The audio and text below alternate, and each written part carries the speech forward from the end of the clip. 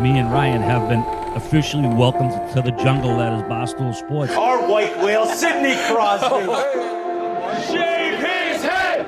Shave his head! Shave his head! Ryan Whitney, Paul Bissonette, R.A., Mike Grinelli, Spittin, Chiclets.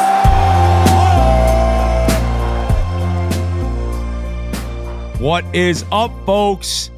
Welcome to episode 526 of the Spittin' Chiclets podcast. Myself, along with Paul Biz Nasty Bissonette, are here with the season begun. It has begun. It's not about to begin, Biz. It has begun over in Europe. The Devils, I believe, are a wagon. The Sabres don't look great. They got some injury troubles. But quickly, this is all presented by New Amsterdam's own Pink Whitney flavored vodka. Pink lemonade flavored vodka, the number one drink for all seasons, all sports, all get-togethers. Everyone loves. They got the new bottles now. I got one sent to me. Don't know if those are out yet. Very exciting. We got the pink tops on the little nips now. That may sound inflammatory, but we're just talking about little shooters you can have. Pink Whitney is also doing a little contest. They'll be selecting one winner, one grand prize winner, and sending them and a few of their friends on a trip to Nashville, Tennessee. That's right, Nashville, Tennessee, for a weekend of Pink Whitney-filled fun. Pink Whitney will also be selecting 11 contest winners that will receive limited edition Pink Whitney Western merch. All they have to do is follow the prompts online. Sweepstakes and contests will be open from now until December 15th. Go to pinkwhitney.com/Nashville to learn more. Pink Whitney's where it's at. This podcast is because of Pink Whitney in New Amsterdam. We want to thank them so much and thank all you guys for getting involved with the big old bottle, the 1.75. The big old bottle. And Whitty boy, Whitty, you know it's the NHL season and it has arrived when Pasha is talking mad shit in the group chat again, thinking these New Jersey Devils are going to hoist Lord Stanley 2-0 overseas. They did look very nice. Very nice. And Merles, he sends the text, oh, Jack Hughes, no points. Wait, you got 81. He gets 2 apples the next game. Shut up, Mer. Stop mushing me, Mer. Stop mushing me. But the Devils look great. But Biz, new song today. New song today. We got to say thank you to Small Town Strip Club. We do. We had a nice run with those guys. I remember they submitted that song, and then we were doing those, we're taking those phone calls or those voicemails at Minahan's office. And then, we ended up having a new theme song. And we think year over year, we're probably going to change them and snap around the love to up and coming artists, and a little bit of a little more chill tune coming in. And this is actually a band me and my buddies have invested in. Tyson Berry is a part of that. Ryan O'Reilly as well. And the band's called Tenfei. They're from overseas, over in England. And that song is called Another Way. I love their tunes. They just released their 3rd album, or it's coming out very shortly. They have 2 that are already out that are awesome front to back. So, like I said, the tune's called Another Way. That'll be our song for the season. And since we have so many morning commuters, it's a little bit of a lighter tone. Maybe not coming in with that Small Town Strip Club, like bang an anthem in your fucking eardrum. So people can ease into the podcast and ease into their day and their commute with that one. Another Way we're by screaming Tenfei. at each other, I guess.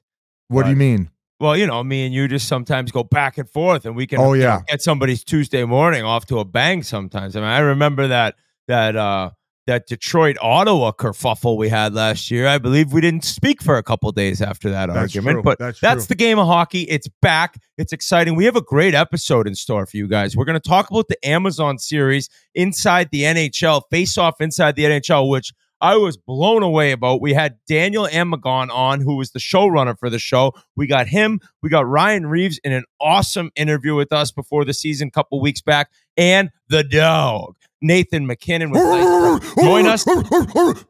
Very, very special episode for you. We are so excited that hockey's back. I cannot believe it's back. Quickly, G, want to shout out all the people who've gotten involved with the breast cancer awareness merch. That sweatshirt came out phenomenal. I love all of it.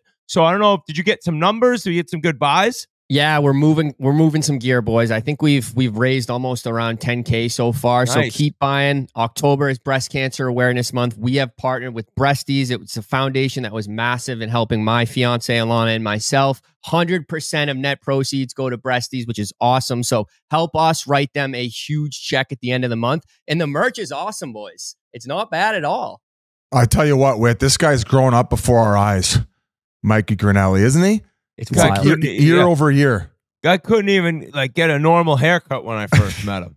Now he's raising money for breast cancer. He owns a place in Hoboken. I mean, what has happened to our friend Mike Grinnell? He's really grown On top of that, his main man, Jeremy Swayman, has finally locked in with the Bees. Now, before you go back behind the scenes here, G, you got to be over the moon ecstatic at the fact that it seemed like last week you thought a trade was going to be imminent on the chaos that was involved in the relationship between Jeremy Swayman and the Boston Bruins and where they were at as far as contract negotiations. Yeah, I was crying at the end of last episode, and people might have thought it was because of the breast cancer stuff. It was 100% because of the Jeremy Swayman stuff. I was in full panic mode, but we're on to brighter and greener pastures now. Now we can focus on the things that matter. Who's going to play that second line right wing? Elias Lindholm. We finally got our one center. We got the biggest D-core in the league. Charlie McAvoy's the smallest one, and he's a brick shit house. So I'm loving being a Bruins fan right now. It kind of sucks. It took this long to get to this point at 8.25. That's it. But Bruins Nation is happy. No trades happening. We got our goalie. Now it's time for a cup run. With somebody with no skin in the game, bravo to the Boston Bruins, Jeremy Swayman, his agent, on creating so much anticipation for this NHL season. Last year, we had the drama to kick things off. And then this year, I really feel like not only with this Amazon series, but all that drama with Swayman and what was going on really got everybody engaged early, and we're off to a hot start. Now, Whit, I'll throw it back over to you. 8.25 is the number. What do you think about everything that transpired? Well, it was madness, it was chaos, and it was a soap opera that nobody in the world was enjoying more than Biz. I mean, Biz must have had 400 tweets about this, just laughing, living it up. Just he couldn't get enough of it. I think he truly wanted it to never get solved, and he was like, there's no drama in Leafs land. I'm just laughing at the Bruins.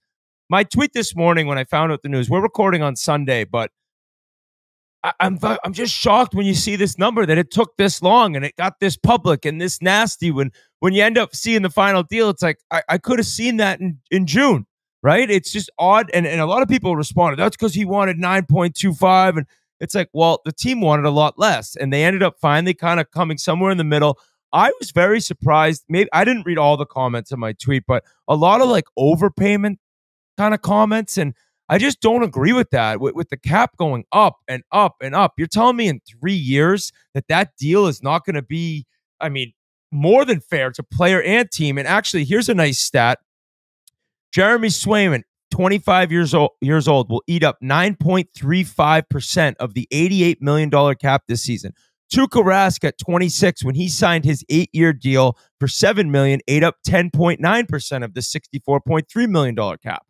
So, granted, okay, time out. Before, how many years and how many games had Rask played to that point? I was just going to say that. I was just going to say that. All right. I was just going to say that. So I understand why people may think it's an overpayment. I personally don't, because I think this kid is that good. I think he's that special. So if you haven't watched the Bruins play a ton and you didn't see the first and second round this year, I get it. It's like, well, he hasn't played that much. He's never been the true number one. I totally understand. I just think that this guy is a true Vezina Cup like trophy winner. Like, I think he can end up being one of the top 5 goalies in the league. So it's more about me thinking that he's this good that it ends up being a bargain at some point. If you're not sold on him, which I get, then yeah, you could be like a little bit of an overpayment. But put it this way, with how hard the Bruins fought this, they obviously believe it too. They weren't going to end up handing this over if they didn't believe it. It took a long way to get here, and it took a lot of arguments and disagreements, but they're not handing this out unless they believe in him as well. Because when people are talking about trade, the Bruins wanted him, and they signed him. And now you wonder, like, will there be beef that kind of continues and lingers between the two? I don't think so. I think this is the business side. I think this is the game. And yeah, you probably always, if you're Swayman or Sweeney, are a little pissed off. But buddy, if you win games, all is forgotten. That's all that matters. Well, and I think that they basically paid a little bit extra for that arbitration. And I was talking to Elliot Friedman, who obviously had everything going back and forth from the beginning on this, as did you, Whit. And he made a good comment. He goes, you never take a star player to arbitration. Now, I get that they might not have been in a normal situation, given the fact that Allmark and him were splitting the net, and maybe didn't believe that they had a star at that time. to the level of which they would have just handed over the money that he ended up getting. I just think in the way that they handled it with arbitration, and I don't want to say mentally fucked him, but maybe said some of the things that they said that he took personal. I think they definitely cost themselves an extra $500,000 per year, because it seems like he was holding on to these things in which they said in arbitration. So moving forward, you would assume that other teams would take Elliot Friedman's advice and essentially saying, don't burn bridges there, because they're going to have you by the balls by the time the contract comes up for negotiation. Now, I was shocked when 8x8 couldn't get it done. I thought that if that would have been where the Bruins were going to stay, and then it ended up leaking into the season, I would have had no problems being on the B side with that one. Now, people are going to say, "Oh, Players Podcast, why would you ever fucking root for an organization, especially like Boston, where they've kind of, they've made their money on underpaying guys throughout the course of their whole existence." Now, I just felt that at a certain point, the pendulum would have to swing in their favor based on the fact that not only is he's restricted, but he'd only played 132 games. So with them offering 8x8 with that sample size and sharing the net, and mind you, we've went over this time and time again, a number which goalies are getting, like the Saroses, the Hellebucks, that have played 60 games year over year. We haven't seen that from Swayman yet. So we've yet to see him being handed the reins to that magnitude. Yet Saros is making under that amount of money with the same numbers, with a bigger workload and not being restricted. So when he was holding out at 8x8, I switched my opinion to being on the course of the team side. I might have, even if I was Sweeney, Cam Neely, and the Bees, I probably would have stayed at 8x8 and let this pour it over. Now, going over to what G's comments were before we hopped on, maybe Korpisalo's game the other night led them to give a buck up and pay them the extra $250,000 per year. But ultimately, they end up at the $66 million number, where I don't think it's an overpay. I just think that a lot of people online didn't understand the leverage that the Bees had and him being restricted and a lack of sample size. That's all where I was at, and why I would have stayed firm at 8x8. But I'm very happy that this got done. We got the drama and all the excitement out of it that we needed. Now let's just play some hockey, and he can go on to enjoying himself with all of his millions. Do you agree with where I'm at? Biz, I totally agree with you that once they did get to the 8x8, I was like, fuck, like, buddy, this might be time. Like, you got your $64 million. You haven't done that much to prove it. You've played awesome at certain times, specifically in the playoffs, but they reached 8x8. But credit to him, he got another $2 million, right? And my final thought on this is, you better play some fucking good hockey now, Jeremy. And I'm knowing you're calling him by his first name now? I love him. I love this guy. I don't even know him, but I'm a big fan of him. And we'll get into this Amazon show, but you'll learn a lot more about him. And it's hard without even knowing him, not being a fan after you see him in this show. But fan bases, Biz. The high-paid guys. The pressure's on, and it's probably hard without Camp. He mentioned his press conference, not too worried about missing Camp, and I don't know exactly where he's been skating and whatnot. But you now have Bergeron with Bergeron, and apparently Bergeron's coming back this year. That's just what the rumor boys are cooking up. Nice, yeah. We had that one last year. We were just a little early then. We were a little early on that, but fans see. By the way, it's not a holdout if you don't have a contract. That's not really necessarily the right term that you could use for this. But fans see players not in camp and hear and see numbers that they're turning down, and they get bitter about it, and they get disgusted by it, which I totally get. So you better play well. You better show up and do your job, because the fan base will be loud if he doesn't. I think he'll be great. I think it'll be no problem. Maybe at the beginning it's a little tough, but by the end of the year, if you don't think Swayman's going to be dialed in with this defense he has in front of you, I think you're crazy. And for Grinelli and the rest of Bruins fans, it's just a relief, because like, if this were going into the season, it's such a sideshow that you win a game and you're getting asked about, Swayman rumors out. It's just stuff that a team like Boston has never dealt with. They've never really had to deal with like outside distractions. They're so laser focused. They have such a tight unit in their room. And now they just get to go about their business and figure out a way to try to get a Stanley Cup. And they've had some great regular seasons, and the playoffs have been tough. So I'm excited for Swayman and the Bruins to see what kind of team they got. And my understanding too is I think that G actually talked to Elliot Friedman this morning. Swayman was a big reason why this ended up getting over the finish line. Now, I'm not sure if the agent who has been known to, and I don't know him personally, but with the Nylander situation, maybe things were not getting delivered to Nylander exactly as they were being presented by the Leafs. That delayed that. It ended up that seems like rumors to me, dude. I think it's great. Do you really think he was getting deals said to him from Dubas with Nylander and then not telling Nylander? No, I think, but I'm saying though is if Cam Neely at the press conference is saying $64 million, clearly they could have been a time where all of them could have got on a phone and had a deeper, longer discussion. I think that they were basically bitter about the arbitration. The agent was carrying Swayman's emotions and obviously representing his player, where, buddy, the relationship obviously wasn't that good with the way that everything transpired. Yeah. If a podcast is coming out with behind the scenes information as to why things aren't getting done, and then they go 3 weeks of radio silence in the summertime, the relationship is not actually all sunshine and rainbows, right? So I feel that if it would have been, and that's why I said Bruins had to, in my opinion, had to pay a tax on bringing him to arbitration and saying the things that they said. That's it. I think that if they would have never brought him to ARB and none of that would have happened, I think that they might have even got him under 8. So it just seems like those emotions had carried over. And then finally, with probably all the fans seeing this Amazon series, and we'll get into this with the showrunner, Daniel, as you mentioned, I just think that he was probably finally like, you know what? 8.25. Maybe it's not the McAvoy contract. Maybe it's not the 8.75 or 8.5 that we were hoping to drag this out to. Let's just get it for the $66 million. And let bygones be bygones and move on, as we can do the same here. So congratulations to him.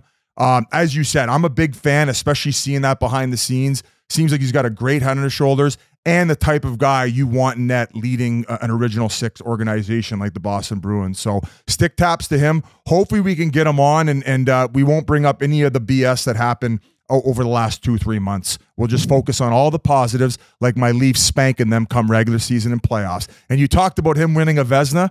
He'll be finishing runner-up behind my boy, Joseph Wall. Okay. Because maybe. maybe. We'll go with that. We'll go with that. Shut up, Biz. So, okay. In other goaltending news, on the other coast of the United States. Oh, neck tat boy. Neck tat boy, Yaroslav Askarov, traded for by the San Jose Sharks and then signed to a 2-year, $4 million contract, was sent down to the minors. Kind of shocking. Now, apparently there was a little bit of a lower body injury that might have affected him during camp. So that could have a big part of this. And this guy, there's no way this guy's in the minors all year, but still surprising news considering when he let Nashville know he wanted to be traded, it was under the premise, like, I'm done in the AHL. I've kind of proven what I needed to prove. I'm ready to be a full-time NHL goalie. And now San Jose is like, hold your horse. Now he's going to be playing for the Barracuda in front of 50 people every night. Have you ever How many seen people those were watching the Sharks? Fuck. Last year. Hey, little fun fact. That's where I played my last AHL game. My last game of pro hockey where I tore my second ACL in front of 65 people in a building that you could hear a pin drop. That was it, buddy. Nobody gave a fuck. Nobody even noticed. And I just left the ice, and it was all she wrote. Torn ACL, soggy sub after, hop on the bus, and the podcast began, bro. That's it, man. Good for That's you. it. Thank God for that ACL being so tight and weak. So he probably, like you said, he won't be down there long. Maybe just a little bit of conditioning. Give him the net when he heals from this lower body injury. Too much fucking in camp.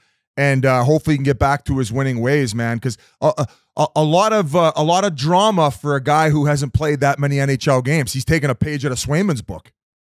Yeah, I was just surprised to see. Now, I don't know how much that injury kind of affected him or had something to do with this decision, but I was excited to see him this year and with all those other young guys they got. And I don't know what's going on the injury front on that team, but it is a team that I'm looking forward to watch play when I wouldn't have watched them last year in my backyard if there was a rink back there. So it's a different time in San Jose, but we'll see what happens. He couldn't have been pleased. He could not have been pleased. But I'll tell you who was pleased were hockey fans around the globe in watching this series from Amazon. And this show, I didn't know what to expect. When we get to the interview, I said to Danny, I was kind of hoping for like 24/7 the way HBO did those behind the Winter Classic shows, and I think it shits on them. I think that the footage, and they're very similar, but it's just like how lucky they got having McDavid involved and Tkachuk involved, and them going to the finals, and Nylander involved, and then being in the beef on the bench with Marner and Matthews, and just and Swayman's involved in this season and these episodes. And then he had this whole storyline come out after. I was obsessed with watching. The show was finishing up. I didn't want it to end. As an Oilers fan, there's so much in-depth like footage of Connor McDavid, and you see like there is no act to this. Like this guy and a lot of these guys you'll see, Forsberg similar in Nashville, like they just live it. There's nothing else to their lives. There's every day they get back from the rink, they got their stretching routines, they got their trainers, they have their body work people that are coming over, and you have footage of it all, and you get to hear these guys talking about different feelings they're going through, and I just can't recommend it enough. It is very cool that we're involved. I had no idea, Biz, that you're actually on there on camera talking a lot about it. I didn't even know either. I was during that bender at the end of the season. I totally forgot about it. So I didn't even mention it to you guys, but as I say when we're talking to Daniel, we're so grateful to be a part of it. And I guess my overall sentiments before we send it over is I feel like hockey is in such an amazing place right now, and it's finally getting the eyeballs that it deserves, along with all these young up-and-coming superstars that are allowing themselves to be a little bit more vulnerable and giving networks like Amazon, TNT, ESPN more and more access in order to grow. So it's just amazing to see, and I can't wait to see what's in the future after seeing this unbelievable 6-part series in which, like you said, they really covered it all. And the fact that they were able to get lucky enough to capture Nylander and Pasta in one episode together, in which they have a history of being friends when they played together in Sweden when Pasta moved over to play as a young man, and then all the chaos that ensued throughout that series, and Pasta getting called out by Montgomery and then him scoring the winner. So just to relive it and see it behind the scenes was a treat. So a credit to Amazon, Daniel, and everybody else involved in what they did in order to present this to not only hardcore hockey fans, but casual sports fans, which I think will draw them in. And now, which will probably be them following Connor McDavid and his obsession with winning, and hopefully, which is eventually him reaching, the ultimate goal, which is Lord Stanley. So I know I was long-witted there, Whit, but we're grateful to be a part of it, and this is awesome. How funny is that first episode too? And obviously we're giving away some spoilers, but just check it out no matter what. But Nylander and Pasta are out to dinner the night before the Bruins play in Toronto with like 15, 20 games to go left in the year. And I think Pasta says like, oh, right now we're lined up to play each other again. And Nylander's like, who's in first place? He's like, oh, Florida. There's no joke with Nylander. He's just a sick hockey player that's into fashion and just sleeping in by the sounds of it. So yeah. We're going to throw it to Daniel right now. We want to say thank you to him. And I hope you all enjoy it and definitely check out the show if you haven't yet. So here's Daniel Amigone from the showrunner inside the NHL. We are now pleased to be joined by a very special person in the current NHL day we're at, Biz, because this man is the showrunner, Daniel Amigone of the Face Off inside the NHL with Amazon. One of the coolest things I've ever watched. So excited that you're joining us. Thank you very much. How you doing? Guys, thanks so much for having me. Doing well. It's been a labor of love over the last year or so, but it's out in the world now, and the feedback's been awesome. So appreciate you guys having me. Oh, it's awesome. We appreciate you. And so going into it, I didn't really know what to expect. Kind of hoping best case for like an original. Remember the inside look to the outdoor classic back in the day? I was blown away. Like I was with a buddy who isn't necessarily like the biggest hockey fan. He couldn't get enough. Just the in-depth, like the where you catch these guys, how vulnerable they are, how you get to see Connor McDavid in a way nobody's ever seen him. It was just outstanding work. And I was wondering for you, what was the most difficult part about getting the guys to buy in? Like, was it begging some guys almost? You know what? You mentioned the outdoor classic game. I worked on that for HBO back, a decade ago. So I've been around a lot of hockey locker rooms, grew up playing hockey. I was this morning at my son's U10 game. Shout out to the Jersey Wolves out here in Montclair, New Jersey. So, hockey is in my blood, and I felt like I always wanted to go a little bit deeper, go a little bit further, go a little bit more personal. The NHL is so great about ultimate team game, team first, tallest poppy syndrome. No one wants to stick their head up. But there's a new generation right now, I feel like, in the world of hockey where these guys they have a swag, they have a personality, they want it out there, they see a benefit in it. And so on day one, there was that, when we sat down to make this list of, okay, who are we going to go after? It was the guys who you would think would want to do this. So that was kind of the first step. But then when we sat down, we were at All-Star and sat down with a good dozen of these guys. The Euros, watch Drive to Survive, which our company does. The Americans and the Canadian guys watch Full Swing, which our company does. And I did the first season of. So there was an understanding of like, we know what you're after. We appreciate the work you guys do. And we want hockey to have, its turn. So it was kind of at the All-Star game where you found out who were you going to get. But like, did you know that you were going to get them like going into playoffs and at playoff time? Because that's what surprised me the most is not only getting the access from these teams, but getting it with those guys during that time of year. That's why I was shocked. Even the first episode, getting Pasta and Nylander, and then they're facing off against each other, which must have been a dream scenario for you guys when all this ended up working out. 100%. You got to get a little lucky on these shows. But yeah, you can't really ever know for sure until it happens as far as access in those high pressure, playoff game 7 moments. But you tell them on day one, it's like, hey, we're not sitting down and investing this time and money if it's not going to be, if we can't see this all the way through. And of course, everyone's like, yeah, of course. Yeah, of course. Yeah, of course. And then it gets down to that day and that morning and those intermissions and, luckily, almost across the board, everyone was, kept their word and, we're respectful. We don't roll in with 10 cameras and lights and all this. We really try to fade into the woodwork, almost be a part of the team. You're never a part of the team, but almost like, make it so you're not a distraction. The last thing you ever want to be is something that the guy's even thinking of on that day. So just quickly going back to that first episode too, like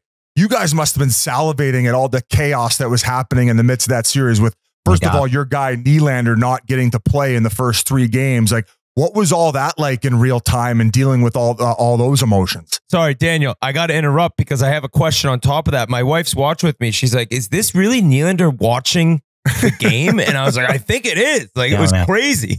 That was one of those moments where you kind of pinch yourself. You're like, not only it was the entire hockey world is talking about William Nylander. Where is he? What is going on with him? What's up with his injury? We literally are sitting there with him. We're the only ones who know. It felt like we were, chasing a spy. It was like, it was really intense, like, an intense hockey story. And then the other story is like Swayman standing on his head and turning into Superman. It's like, we are at the center of both of the best stories in hockey right now. There was some dumb luck involved in that, but I think, we chose our characters and our stories, well, I guess. But I mean, Willie, it was stressful because Willie was the first guy that sat down with us at All-Star. It was, immediately you're like, okay, this guy's got the look that, he's just cool. He's great on camera. And then we thought maybe he's not going to play in the playoffs. It's like, we've put all this time and effort into this guy and poof, there goes our show. What are we doing now? It's not like, there was another Leaf that had full buy-in at that point. So, we were kind of crapping our pants for a minute there, to figure out what to do. But then the fact that he was like, yeah, come on over and watch game 3 with me.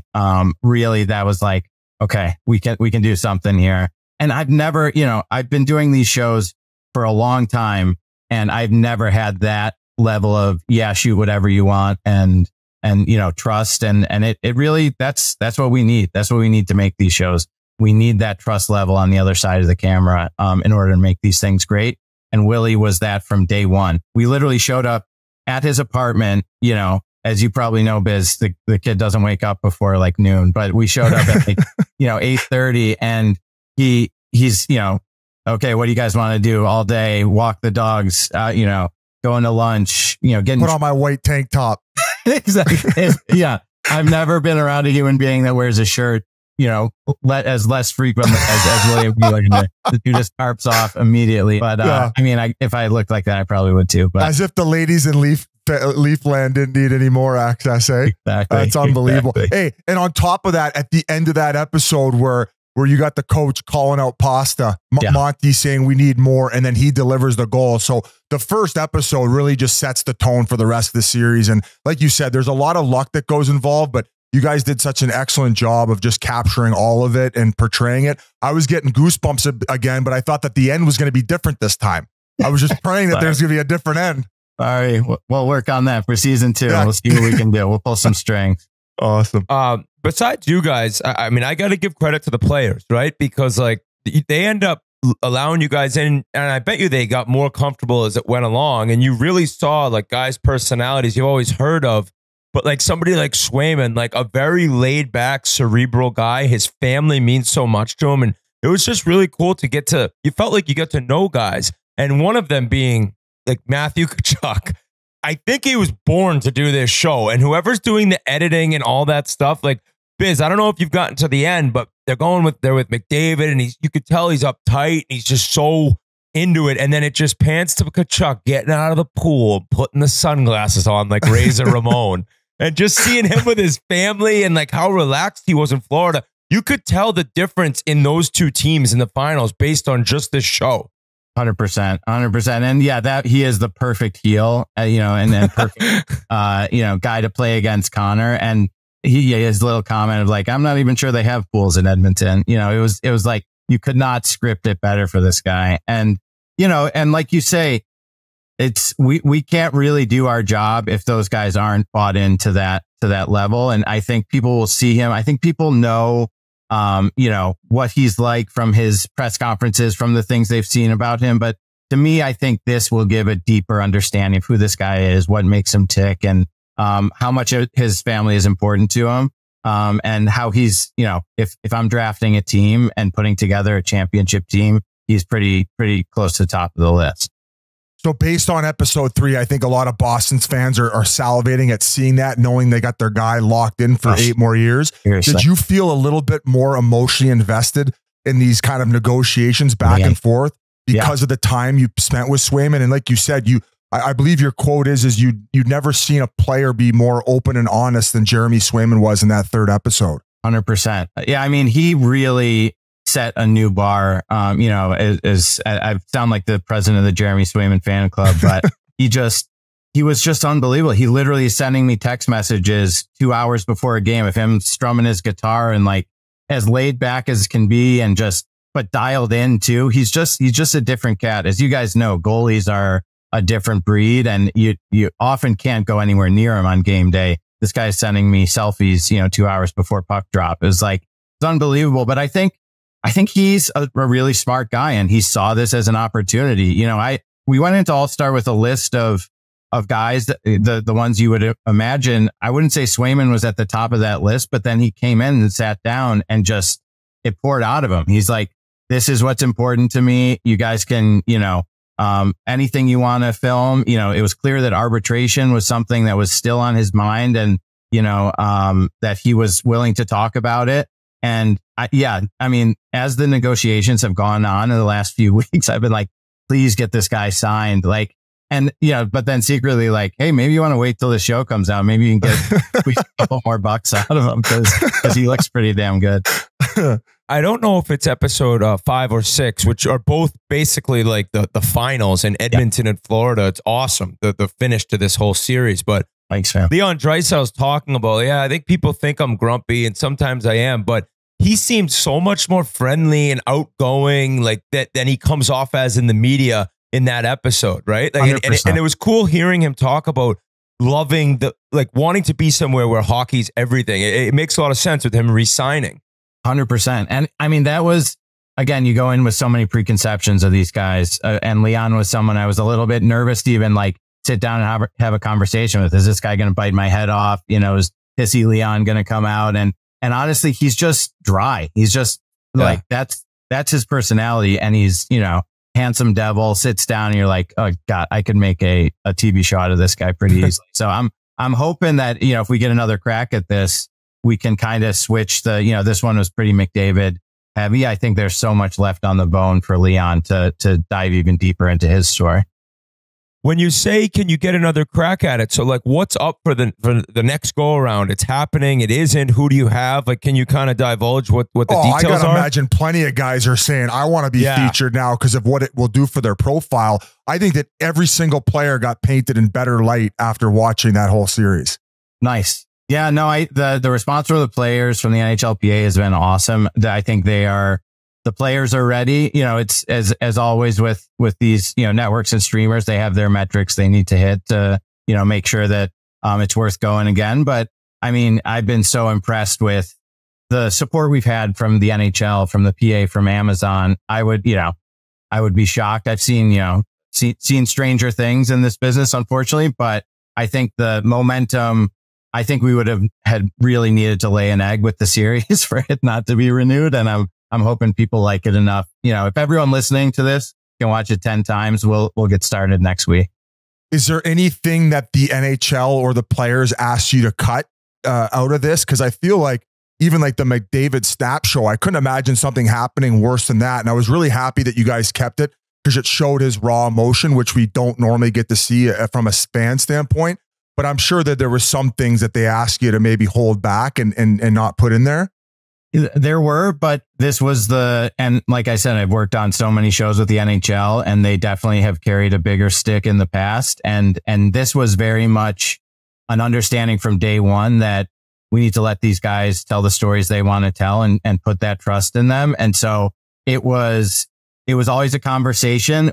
And at the same time, I'm not trying to make these guys look stupid. If there's something they wanted out that, is a silly little thing that doesn't affect the story in any way, it's no skin off my back. It's totally fine. So the Marner glove toss, Connor in the locker room, those were things that were certainly discussions, multiple, and the Swayman arbitration thing. So like those were discussions, but it was never hey, you got to take this out. It was, let's understand where we're coming from here and make sure we understand the ramifications. But to their credit, they were steadfast in keeping it in, and especially those Connor moments. Those were, as soon as they happened, I was like, please let the world see this. This could be something that really, as a hockey fan, as someone who's been in these locker rooms, when we were filming that, everyone in that room thought it was Corey Perry or some other vet, like losing their shit and really going off.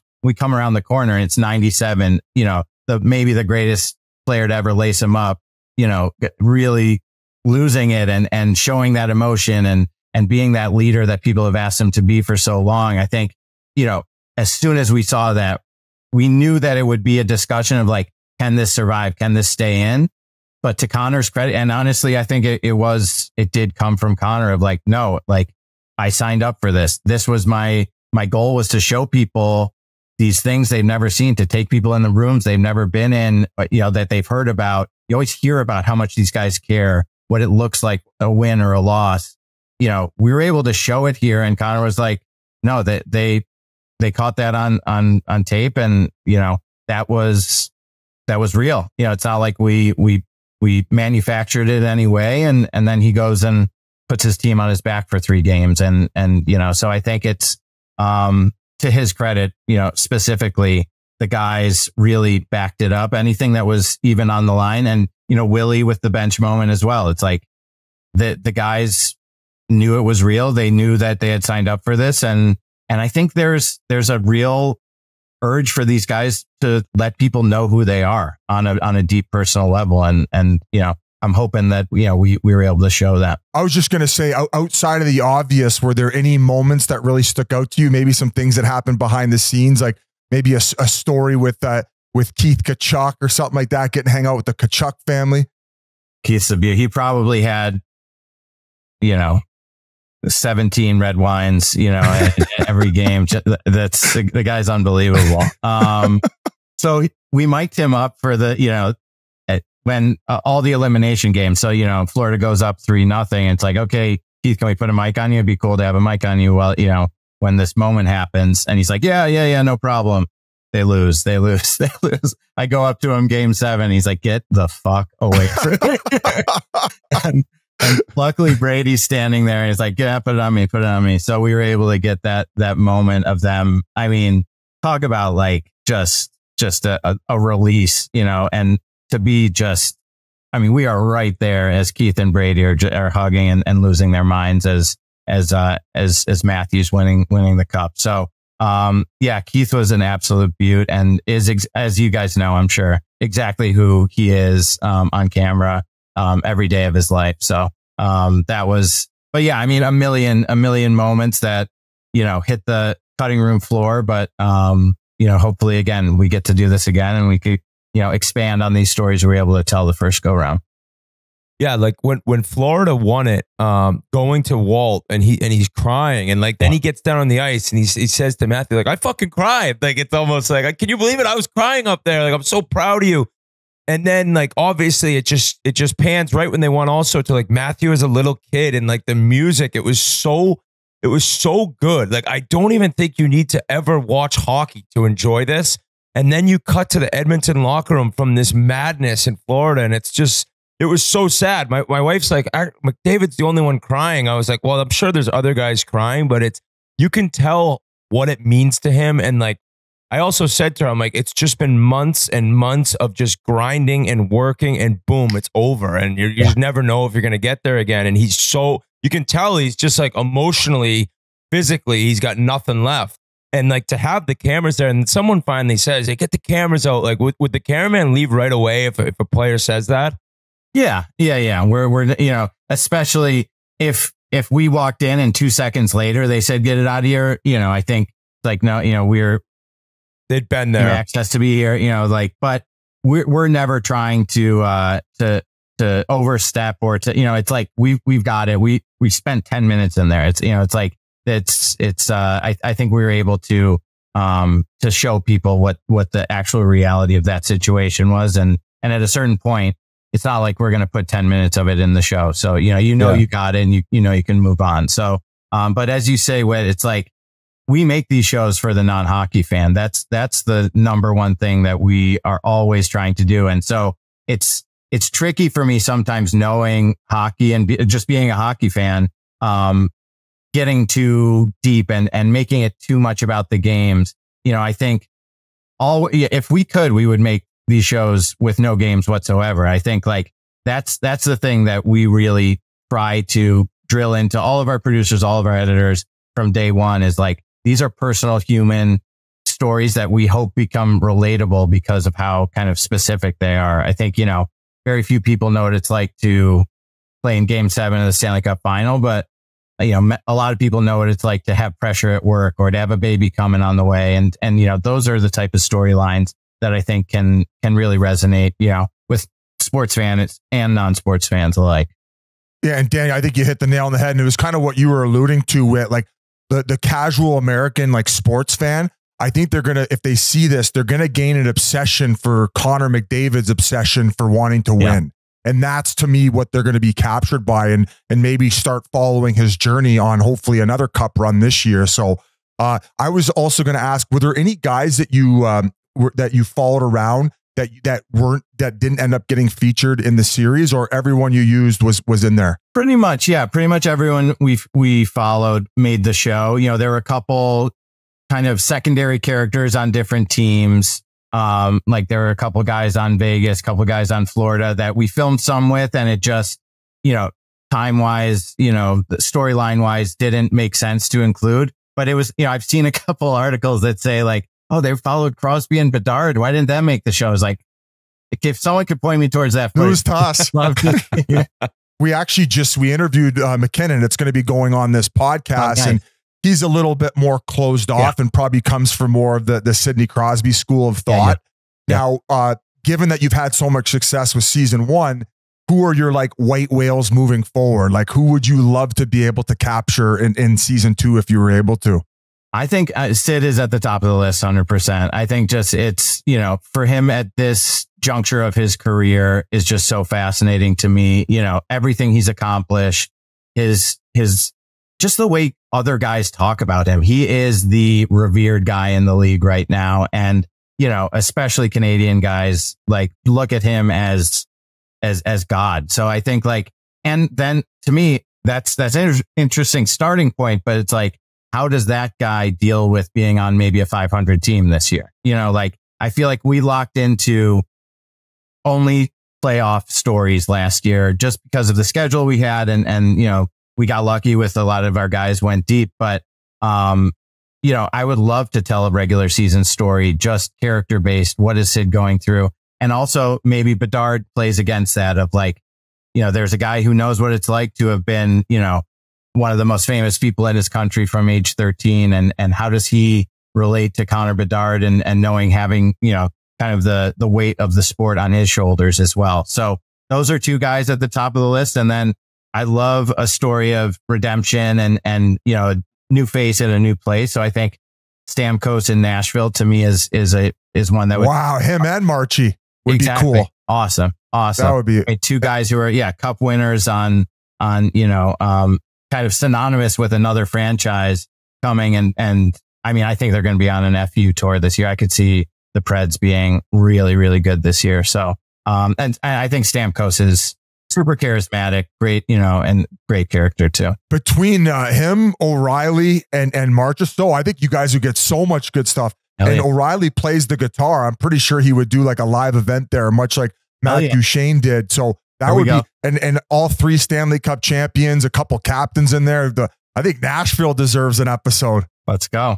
Well, the one with Forsberg this year and this little speech O'Reilly gave before the game, he's like, "You're gonna get my fucking best, and I need all your best." It was just, I cannot say how much I enjoyed this enough. Like I'm gonna watch it again, and I just think of like a 12-year-old Ryan Whitney. Like this is a dream. Like a little, like a younger hockey player kid, even somebody who's never seen the game is gonna love it. The one guy I did want to ask about, especially with MacKinnon on this episode, is Landeskog. Yeah, and you could kind of feel watching how much they miss him, just like in the room.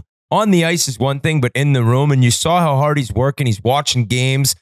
Was he able to stay upbeat with you guys? Because that's what it sounds like for the rest of the team. He'd come in with a great attitude, even though he doesn't even know if he's playing again at this point. I mean, he's another guy you sit down with, and in 5 minutes, you're like, oh my God, like this guy is great looking, charismatic, you know, just a leader. I would run through a brick wall for that guy. And I think that is something he's been there for years and years now. So he is so sewn into the fabric of that team. And like, yes, he hasn't played in a game, but he's around the team. You know, he practices, he's on the ice while they practice, I should say.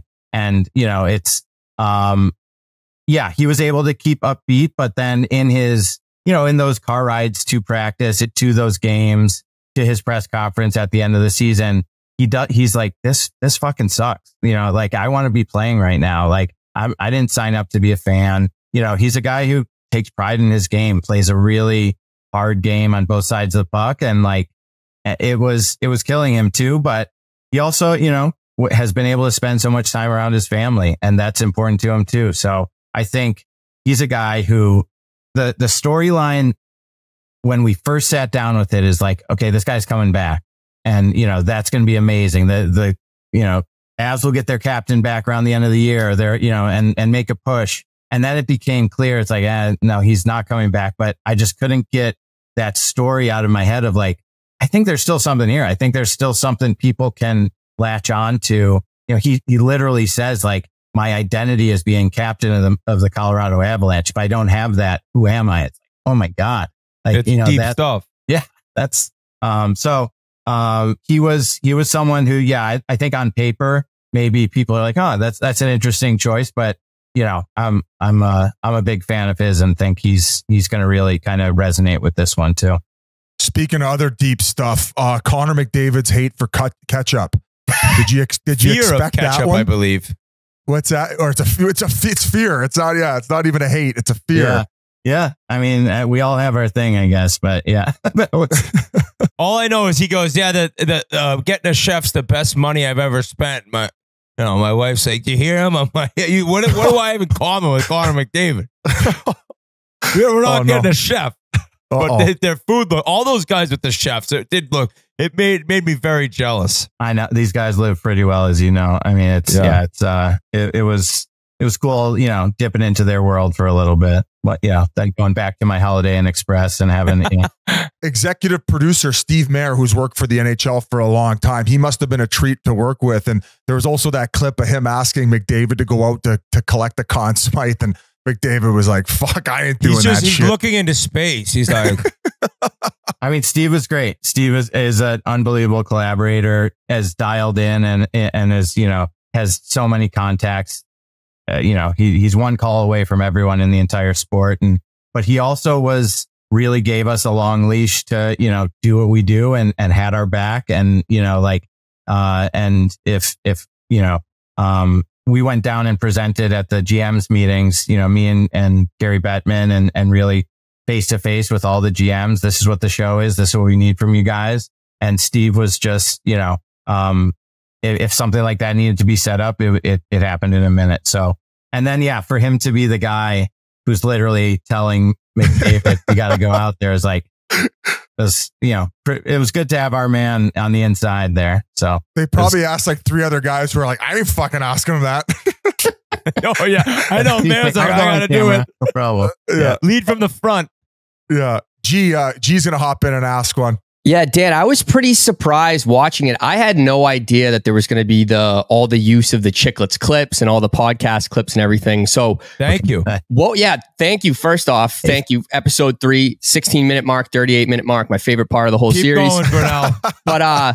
But what was the approval process like there? Were there people like, oh no, fuck Spittin' Chiclets, we're not letting them in? Like, who was the Chiclets fan behind the scenes that had to do all that digging for those episodes? Because they did some digging there. Yeah, no, I mean, it's listen, I think it was important for us for it to feel like hockey now, and you guys are a big part of that. Like, you know, this was a show for young people, for, you know, not the last generation of hockey fans, but for, you know, someone who listens to Spittin' Chiclets. And so I think, you know, and you guys do a pretty exhaustive show and have a lot of clips that were useful for us and have emotion to them. And that was another reason, you know, Biz, thank you so much for sitting for a few. Oh, I was honored. I was shocked that I even got asked. And we did the first one in Atlanta, and I was pretty tired from the playoff run, obviously. And I said, hey, if there's any cleanup, let's meet at the awards in Vegas. And it's like the fact that I get to tell my kids eventually that I was involved in this. I'm very honored. Thank you very much. Biz, you came on the screen. I'm like, that's mid-bender Biz. You get the beard and I was like, holy shit. That was when he was drinking. Exactly. No, we got him right at the end. It was like, but we got a great hour out of it. You know, you were like, had an hour, boys. Let's go. Yeah, my brain wasn't working very well, but I mustered up the words. No, I chirped Cornell, but when you were using some audio of myself talking about Edmonton leaning into the Dallas series, and I'm like, keep going. This is unbelievable. Because I actually sounded like I knew what I was talking about. Yeah. For once. Yeah. One time, baby. I think you may have picked Dallas, though, but no big deal. Oh, no. I just quit on Edmonton in November, but other than that, I was golden. There you go. I mean, I don't know if it's been for sure that you guys will do a season 2, but when would the hopes that one would be done and then released? Would it be the same timeline or TBD? I think, I think, you know, there was a real urge to get this one out in October this year, you know, with Amazon, you know, kind of having some games, Monday Night Hockey and all that. And so, you know, it was great to get it out quickly. I think, you know, we'll see what the release schedule, if we get to do it again. I think I would love to start a little bit earlier, like I said, to do some more regular season, stories. And then maybe we have a couple of them edited and done by the time we even get to playoffs so that we can get it out around the same time. But as you guys know, you know, people kind of turn their attention to hockey around, you know, Thanksgiving, New Year's. And so if it comes out a little later next year, I think that's fine too. But you know, the reception has been awesome so far, so maybe they might not want to screw with a good thing. Well, we want to thank you for coming on, man, because it's really cool to hear the inside access of this and all you did. And like I said, amazing job. I didn't want it to end. Put it that way. That's when you know you got a great show. Oh, yeah. Love that. And I guess my one recommendation would be if you could get Doughty, if you get season 2 and you get Doughty coming back from injury, I think that would be amazing. I like just that. with his personality. But there we who go. knows? Okay, I'm writing the it down. team's going to want you to edit out 75% of the footage you get with him. but it'd still be an unreal 25%. I love it. My one thing, maybe Connor Bedard at the Winter Classic. I know that he's kind of has the same philosophy as Sid and MacKinnon and wants to follow in those types of footsteps, Right. but that seems like a looser event, and maybe they'd be willing to open things up. It's going to be at Wrigley. And would you ever follow around a coach? That's my sure. kind of last one. Yeah. I would love to expand the tent a little bit, not just have it be player focused, coach, GM, spouse, they're all hockey stories. I think it'd be pretty interesting. Stevie Y would be awesome. Don Sweeney would be great, especially if he's under contract negotiation with a superstar. I'll call him up real quick and see if he's into it. I got his number. We're buddies now, right, Whit?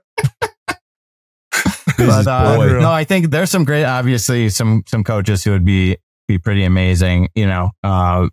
Patrick Waugh in the league is pretty good, but I'm open to anything. And I think, that's, whatever it is, I think it's important to kind of see that person's, experience of the world and stay in that POV rather than try to tell the entire team story. If it's just a coach story, maybe it's just a coach story. We probably have enough from season 1 to make a Paul Maurice episode, but just didn't go that way. I love it. Well, great job once again, and we appreciate you coming on.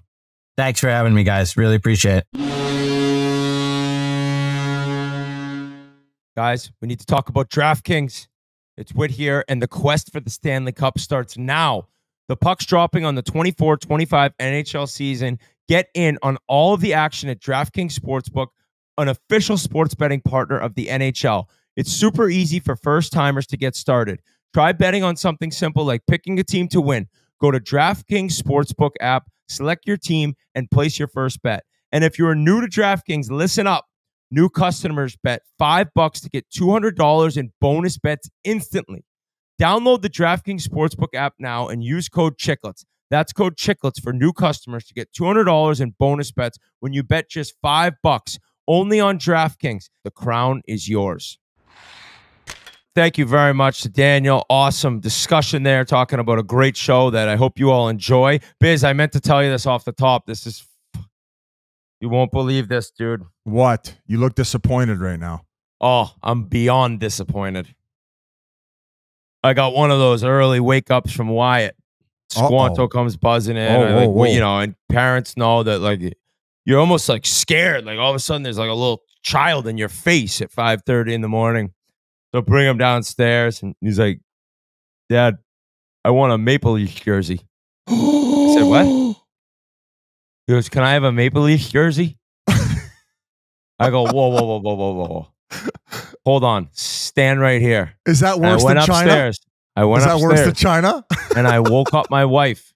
I said, you told him to say that, right? She's like, what? What time is it? I said, you told him to say that. She goes, what the hell are you talking about right now? I said, did you tell Wyatt? Tell me he wants a Maple Leafs jersey. It's our year, folks.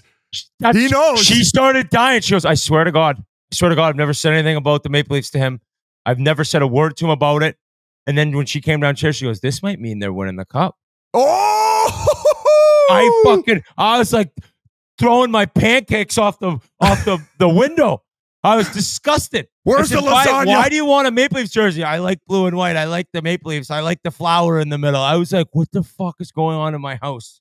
What is happening right now? I will reach out to Fanatics and I will have him a custom Maple Leafs jersey with his name on the back. Whatever he wants. 69. Maybe not 69. That's weird. I don't know why I just said that. Squanto number 3. He likes 3. His cousin's 11 on Harvard football. Hey, Wyatt's probably already said that. He's beyond his years. I am shocked. You texted us and you said, well, you won't believe what Wyatt said, and I couldn't wait. In my wildest dreams, Me too. I couldn't have imagined that. I could not have imagined that. I'm like, I want to make you jersey. So Squanto's on the train, dude. I love Squanto's that. on the train. I love that. Yeah, well, he's going to be our new Maple Leafs insider. We'll get him on once a week for his 5-minute breakdowns. He has to watch all the games, though. He has to watch the game footage. We'll ship him out to Scottsdale. He can live with you. You guys can stay up late, watch the games. We'll be doing live streams. They're on earlier out there. Maple Leafs live streams with Wyatt. Yeah. Well, we had some NHL action already. It's a little odd that the NHL season starts with such little fanfare. I think part of that is that the games are on NHL Network. They were over in Prague, and it was Buffalo, Jersey. You can't stream the NHL Network, so definitely disappointing for a lot of people that don't get the channel and can't watch, considering it's like the beginning of the NHL season.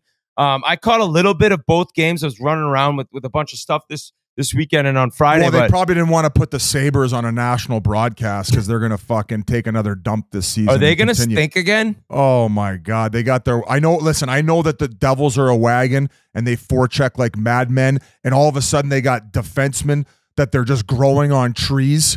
Like who – I got this name written down Kovacevic, as Keith described him as Kovechkin after the game. This guy's lugging 24 minutes. I'd never even fucking heard of him before. They might have to deal Luke Hughes. This guy's the new Luke Hughes. And to break it all down, I think that we should get Jock Sniffer Pasha. But if we do get him on, we got to roll it. We got to roll the disclaimer, folks. Warning, the following statements are about to be made by a deranged Devils fan. The views expressed are his and his only. Take everything you hear with a grain of salt because, remember, he is a deranged Devils fan. Dumb. Look at that fucking smile. Dumb. I can't wait to get some hate. They just won the cup, Biz. They did. They beat Buffalo twice in check, and this guy's like already getting his tattoo outlined on his fucking quad. What's up, fellas? How are we? Yeah, I'm not gonna lie. When I told you, it's been about 10 months since there's been relevant Devils hockey to cheer for. So it was nice to see them come out and be absolutely buzzing.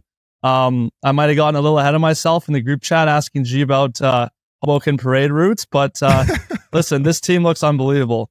Take everything with a grain of salt because it's only 2 games in, but the way they forecheck, how connected they are in the breakouts, I don't remember seeing a Devils team like this. Now, mind you, again, only 2 games since 2011, 2012 when DeBoer came in and installed the new system, and I just remember them being so connected, forechecking, buzzing. So hopefully they can keep that up, for the whole season. But wow, what a way to start! And honestly, let me ask you. So Kovacevic looked awesome. By the way, the only reason I knew him is because, do you remember the goal he scored for Montreal against Tampa last year, Biz? No. It was when there was a shot on net from Tampa and they never blew the whistle.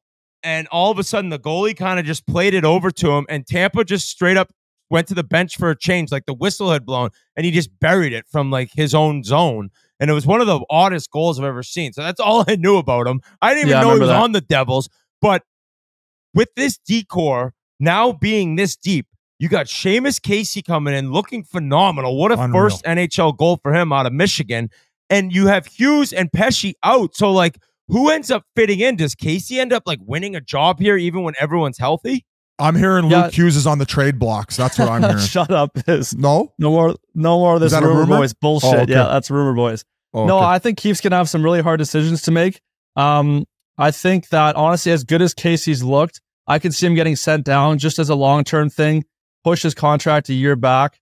Luke Hughes will slot into that offense, and then when Pesce comes back, which I think will be first game on Thursday. Honestly, maybe Siegenthaler, and he had a down year last year, but 2 years ago when they were a wagon, he played unbelievable. But this is a good problem to have. It's going to be a tough choice because right now everybody looks great. Kovacevic, Dylan. You talked about the physicality, shades of Scott Stevens, just dumbing Paterka. You hate to see a guy get hurt, but I mean the Devils haven't had someone capable of throwing a hit like that and then dumbing a guy in a fight since Scott Stevens. Shout out Tuck for getting in there right away. Yes. But I don't know. What did you think of the hit? Oh, I thought it was fine. Who gives a shit? People were flipping out about that. I know, but they flip about any bit of contact. It's people who never played the game. The minute that somebody gets hit and they go down, they all freak out online. They get their fucking dopamine hit, and then they fuck off to the next one. So I have a new thing, Biz, this season. I have a new way of thinking about hits. Entire year, I'm not changing. Okay. If you're watching your pass, like Paterka was, light him up. Or you have your head down, even if it's a hit that gets a guy a 10-game suspension, I don't care anymore. I am now officially, don't watch your pass and pick your head up. And if you get hit with a shoulder directly to the face and it's a suspension, for me, should have had your head up or shouldn't have been watching your pass. That's where I'm at. Oh, that makes it easier to judge for sure. That's what I'm doing. I don't care anymore. And pick up your head. And going back to Dylan, we talked about McDermott being in and out of the lineup and maybe who was going to be there to protect guys with that, secondary, enforcer type role. And I feel like not only can he play, but he can provide that, where to today's standard, I would consider him a light heavyweight and willing to go anyone to defend his teammates. So, and that kind of just transitions into a double wrister that we got to give Fitzy for all of these offseason acquisitions. I don't know if anybody had a better offseason than Fitzy in addressing the needs that they had to address, including in net, where you must have had a full-on raging boner after that save that Markstrom made in game 1. That was, we got a save of the season potentially in game 1 of the season. Yeah, that was insane. And you know, again, I talk about refreshing, seeing a physical D-man. It is so refreshing to see just quality goaltending in a Devils uniform. Since Marty retired, that's been such a rare sight. And, you know, again, one game from Markstrom, but he looked dialed. That was an insane save. But, you know, everybody knows when you have a good goalie, your team just plays so much more confident in front of you. So very excited to see what Markstrom does. I think they're going to manage his load relatively well because they do have Jake Allen back there. So I'm not expecting kind of a, you know, 65 start kind of thing. I think it'll be sort of split, maybe 60-40% type thing, maybe a little more for Markstrom, but I think they'll manage his load well. But it's very exciting to see the early returns on him for sure. With Fitzy, you look at the third line, okay, and you have Carter, you have Haula, and you have Stefan Nosen, and those guys are like a prototypical third line. They can skate, they're bigger, and I know off the hot posh, you're like, I don't know about this Carter trade because Holt and all his upside. He was upset. But now Carter scored a goal. No, and he's like, this fucking guy's John Madden part 2. I never said that, but I actually like that comparison. I mean, listen, I said at the time of the trade, I don't think I'd watch 1 second of Paul Carter. Like, I didn't know the first thing about him. And yes, I would have liked to see Holtz get a shot under a new coach since he was always in Whitney's doghouse, but holy cow, this Carter guy, man, he is big, he's feisty, he can skate, he's got the mitts. Again, two games, but this guy looks unbelievable. If he can keep playing the way he's been playing, I think he's going to be a huge addition, you know, regular season, and then that's kind of a player that translates playoff style hockey. Not only do you have one goaltender, but you got two. They split the net over there. Allen had the second game. I know probably not as much work, but nonetheless, it's got to be refreshing, not only having that starter in Markstrom, but a very, very reliable backup in Jake Allen as well. Is there anything else that stood out to you? You did mention, I think, in the group chat that you thought Hughes, maybe hands weren't necessarily there game 1, maybe a little bit of rust going back to last season. Yeah, I just thought game 1, he was fumbling a bunch of pucks, but I mean, the guy's coming off of shoulder surgery, obviously first game back. That disappeared game 2. Game 2, he was back to his usual self, like Whit said, couple apples, dynamic. I mean, that pass to Bratt to spray him on that kind of where he came the wraparound and gave it to Meyer. Yes, for Bratt. So yeah, I mean, that was a 1 game little gonna shake the rust off. And as Whit knows, I'm very confident that he's gonna smash that 100 points. And you have my Venmo, Whit. So what's the buyout? What's the current buyout at right now? That's a question for Whit. I offered the guy $2,500, dude. We're friends, and he said no. The buyouts are done. I'm already. Even if I lose, I only owe him $2,000. He owes me $1,000. And on Buffalo's side, what was upsetting to me was like, all right, first game you lose. The next night, through 2 periods, the shots are 29-10. It's like Devils. It's like they got out to a 1-0 lead, and it's good to see Tage Thompson get on the board. Like, he's gonna have to have a huge year, but. I mean, the second game was more dominating than the first game. And it's but like, boys, I told you, Buffalo might not be good, but don't get too down on them on the 2 games because the Devils are going to make a lot of teams look like that this year. Okay, you're done. You're done. Thanks for coming on, Pasha. Grunelli quickly is saying, Thomas Tatar couldn't buy 10 goals last season, and he's the second line left wing. This team is overrated. So you see that they also have a bet that they made. Grunelli and Pasha made a bet, I think 3 years ago, that in the 24-25 season, who would have more points, the Bruins or the Devils? And I remember at the time thinking like, oh, Devils are going to be real good by then. And now it could end up being an awesome bet. So neck and neck. As far as the Bees, I agree, though. I'm not going to put too much stock into these first 2 games, but a little underwhelming in the Lindy Ruff second era in Buffalo. And like you said, that game 2, like, come out with a stronger forecheck and you know, come out with some emotion and to lay an egg. I think that's what you can call it come game 2. Yeah. I just think that there's a lot of questions going into this season for the Buffalo Sabres that need answering, and I'm interested to see what they can do. I will not have a firm judgment on what they are till after about 15, 20 games. Let's see what they can do in the first 15, 20 games before Thanksgiving here, and who knows? But very disappointing coming out of Buffalo with those 2 first games overseas. Very disappointing. And Peterka concussed. I think Benson's injured, so it's like you never want to see a team have to battle that stuff this early in the year. So I don't know what's going to end up happening. If there's Buffalo. A team that didn't need any adversity coming in, it was the Buffalo Sabres, and then here you say that Peterka's got a conky, no Benson, and I don't know, folks. I don't know. The future looks bright. The future looks bright. The future looks bright. It's not looking that bright right now. That's a tough 2 games for Lindy Ruff, huh? Against the old club. Yep. And just getting waxed in Prague. Hopefully the boys had a great time in a beautiful city before they headed back home. Other news, Frank Saravalli reporting the Calgary Flames have signed Tyson Barrie to a 1-year, $1.25 million contract. Pretty cool to see somebody go on a PTO, end up getting a deal. I know you're buddies with him, so that had to be nice for you to see. I shot him a text this morning, Whit, and that's not easy. Not a lot of guys. I mean, we went on a PTO and we ended up getting snipped, but he had a big summer, man. He trained harder than he ever had before, and he just wanted an opportunity. And he didn't get word that he was getting that PTO till very late, right before camp. And he goes in there, and you could see some of his interviews too. He's got a lot of character. He's got a lot to give a team, and he's definitely going to lighten the mood in there and make it an enjoyable season in Calgary. And I mean, come on, one of the better offensive defensemen who didn't have a contract going into the year. Him and D'Angelo were 2 guys that I thought for like to run a power play and add a little bit of offensive flair from the back end for a team. And he goes in there and earns a contract, and I couldn't be happier for him.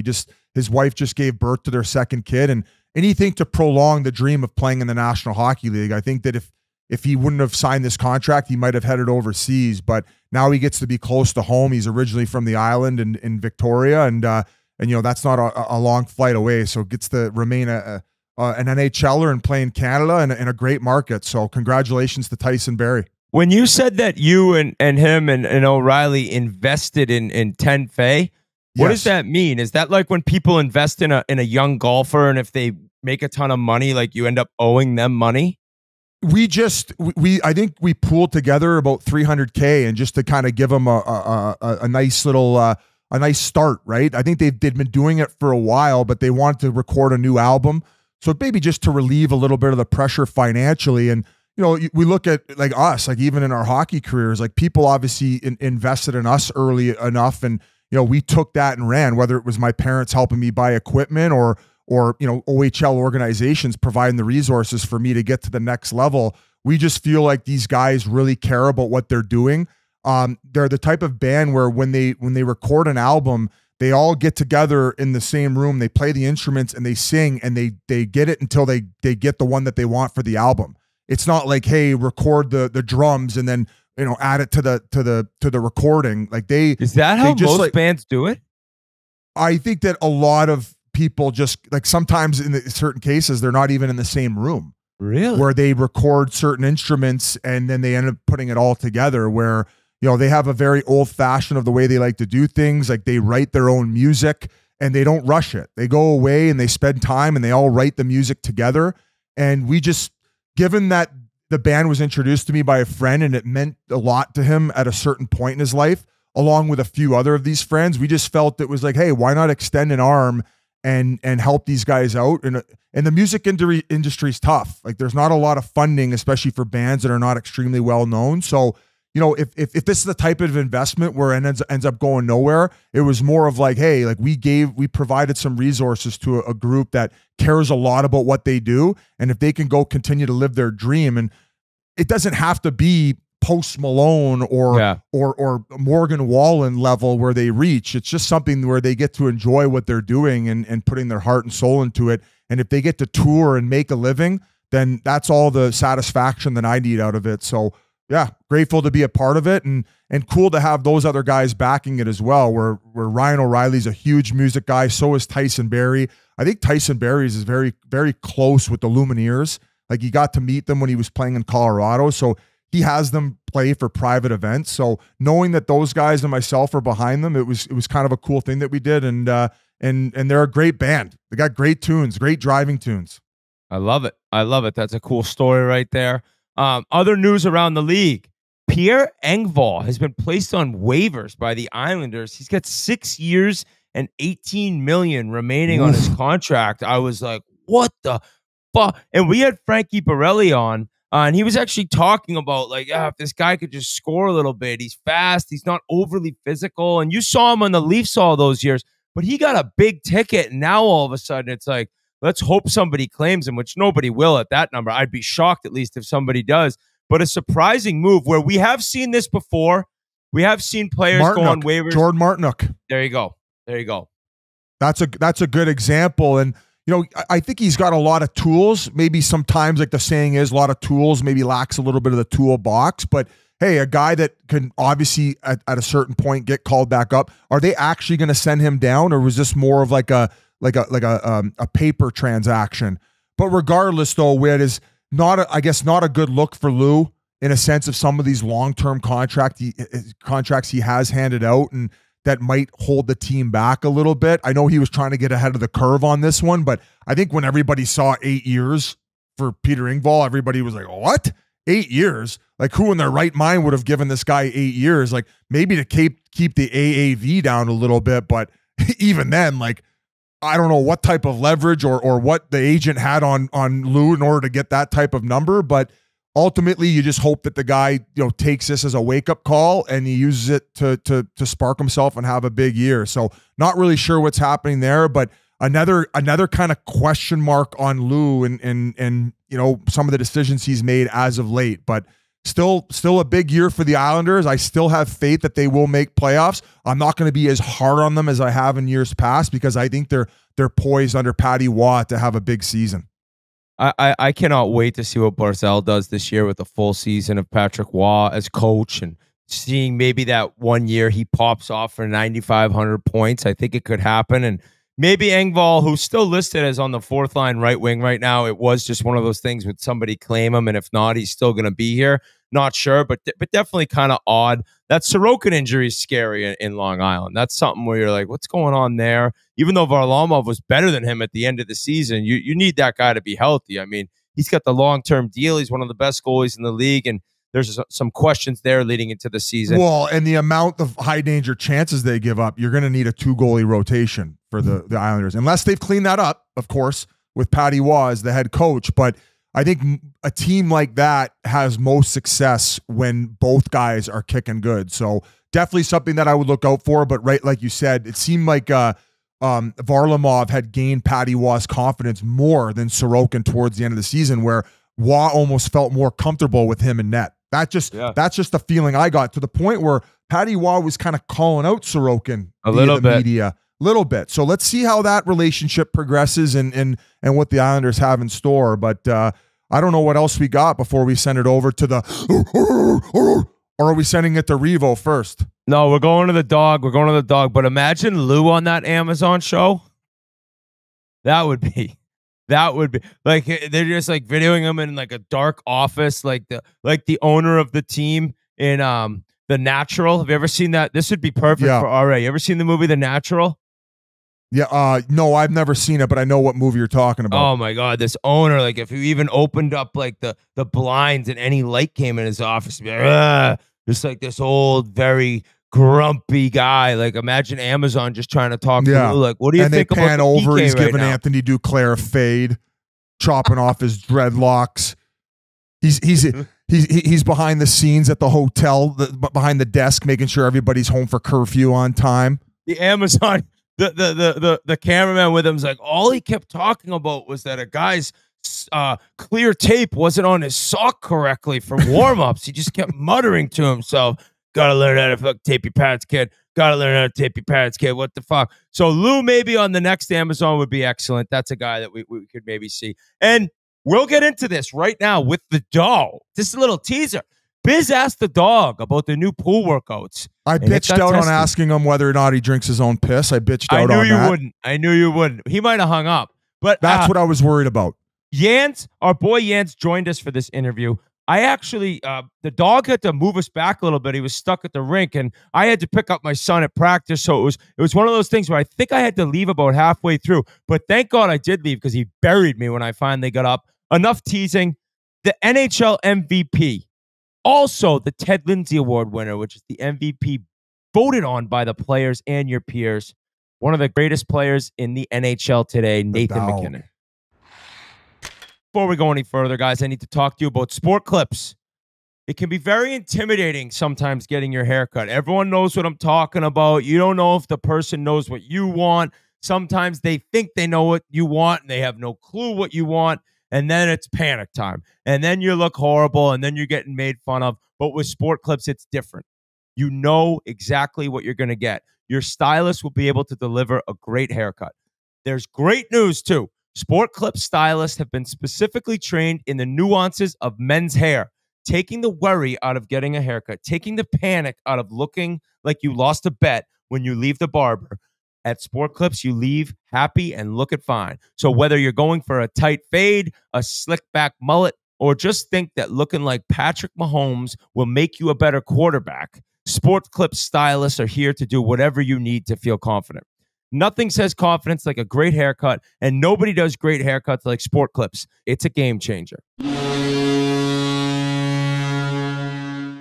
What an absolute treat and honor it is right now to be joined by your reigning Ted Lindsay and Hart Memorial Trophy winner, and more importantly, the loser of the original Sandbagger Classic. Whoa, that is the dog. Yes. Nate MacKinnon. What's going on? Thanks for having me. Good job. Did you ever think that little match in Halifax would lead to Biz and I just living like a golfer YouTube life now? It's unreal what you guys have done with that. I'd love to do it again. I think we talked about Cabot maybe or something, but like, did you guys ever expect it to like grow like that? Like, it's we weren't unreal. even. Sid told us not to bring cameras, and then Biz made Pasha jump out of the woods. That's right. All of it was just supposed to be like a casual, like a fun match, like a That's Mac, awesome. He was dodging my text after he agreed to the interview, and then you came on. I was like, hey, what about doing a golf match afterward? You know, maybe brought to you by CCM, and he kept ignoring. Yeah. And then he's like, nah, we're good. We'll just do the interviews. And then Pasha, third hole, just ambushes you guys. Now, I have to ask you, after watching more of them, do you actually believe that I'm a sandbagger? Well, wasn't it a stroke a hole though, and you're making like pars and you birdied a hole? It was crazy. The best he's ever played. It was legit. I knew. There's a clip of me right before you snap. I'm like, Biz, this is bad news. Like you're like playing. He was like +4 through 9, and he's getting a stroke hole. Okay, I get where that could be frustrating. That's before he was the Snap Show too, because I remember Nate his first couple of years. He was like Nate DOWG. Now he's Nate DAWG. Like he was joking around on the ice. Now you don't want to get in his way. So if you did that to him now, he'd punch your head in on the fairway. I don't think so. I think I got to be careful with Biz. I was actually going to ask you, now that you're the reigning MVP, you used to have to go over to Sid's gym all summer long, right? It was the older one. You spent all this money for the new updated one. Now that you're the MVP, does he have to come train with you? How does that work? No, it doesn't work like that. You're still getting bullied? Oh yeah. Still going to his gym. All good. He's 20 years in the league. So I train with Batherson, so I make him come to my gym. It makes me feel better about myself. So that's what I do. You're bullying the young guys now. Yeah, like exactly. Passing it forward. Yeah. We were talking. Who were we just talking to? Biz talking about the camp you guys had. I think Lyles. What an awesome group of guys that is to get together, and like the pace must be so high before camp. So how long's that been going on? And then like, what did you guys do after you skated? Was it golf or just kind of relax?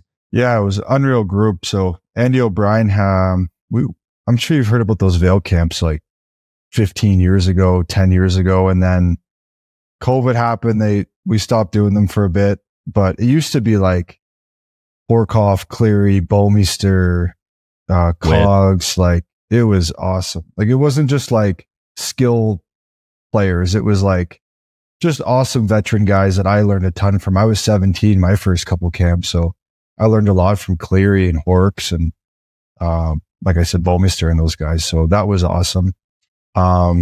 And then we started doing like biosteel camps and stuff when COVID happened, and then we're back in Vail. So it was awesome.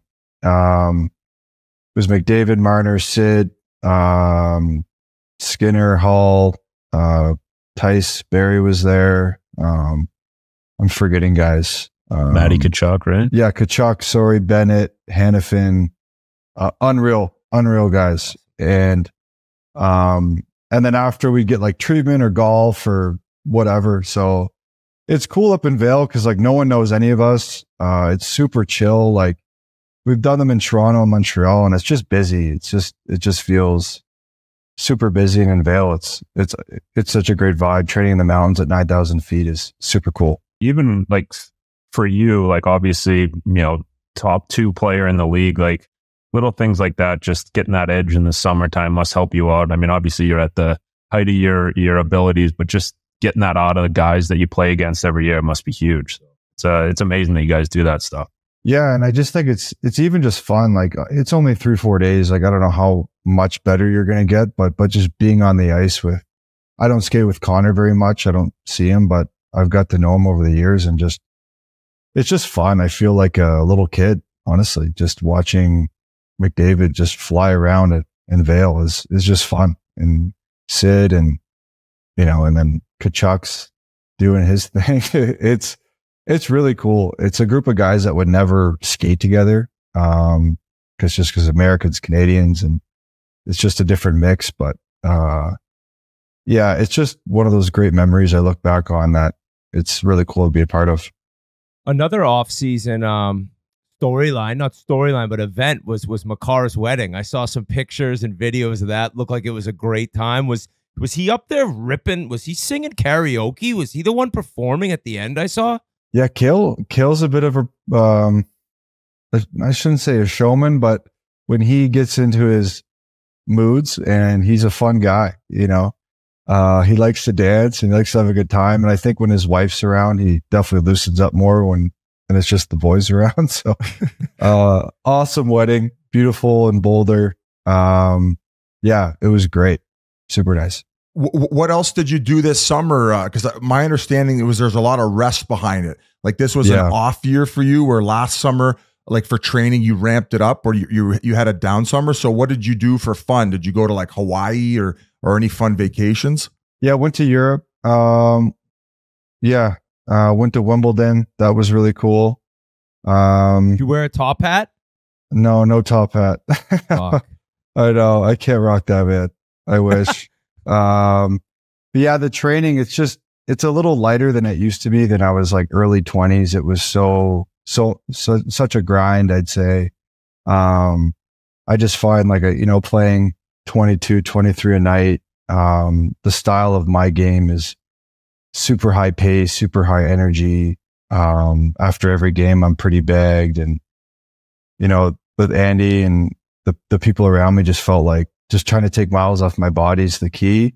I've laid such a great foundation over the years, every summer, just working really hard. Then I'm still in the gym every day. It's just lighter. And sometimes I'm like, is that it, Andy? Like, that's all I'm going to do today. But he just said, just trust me. And, I feel good now. And it was kind of similar last summer as well. It's just not super taxing.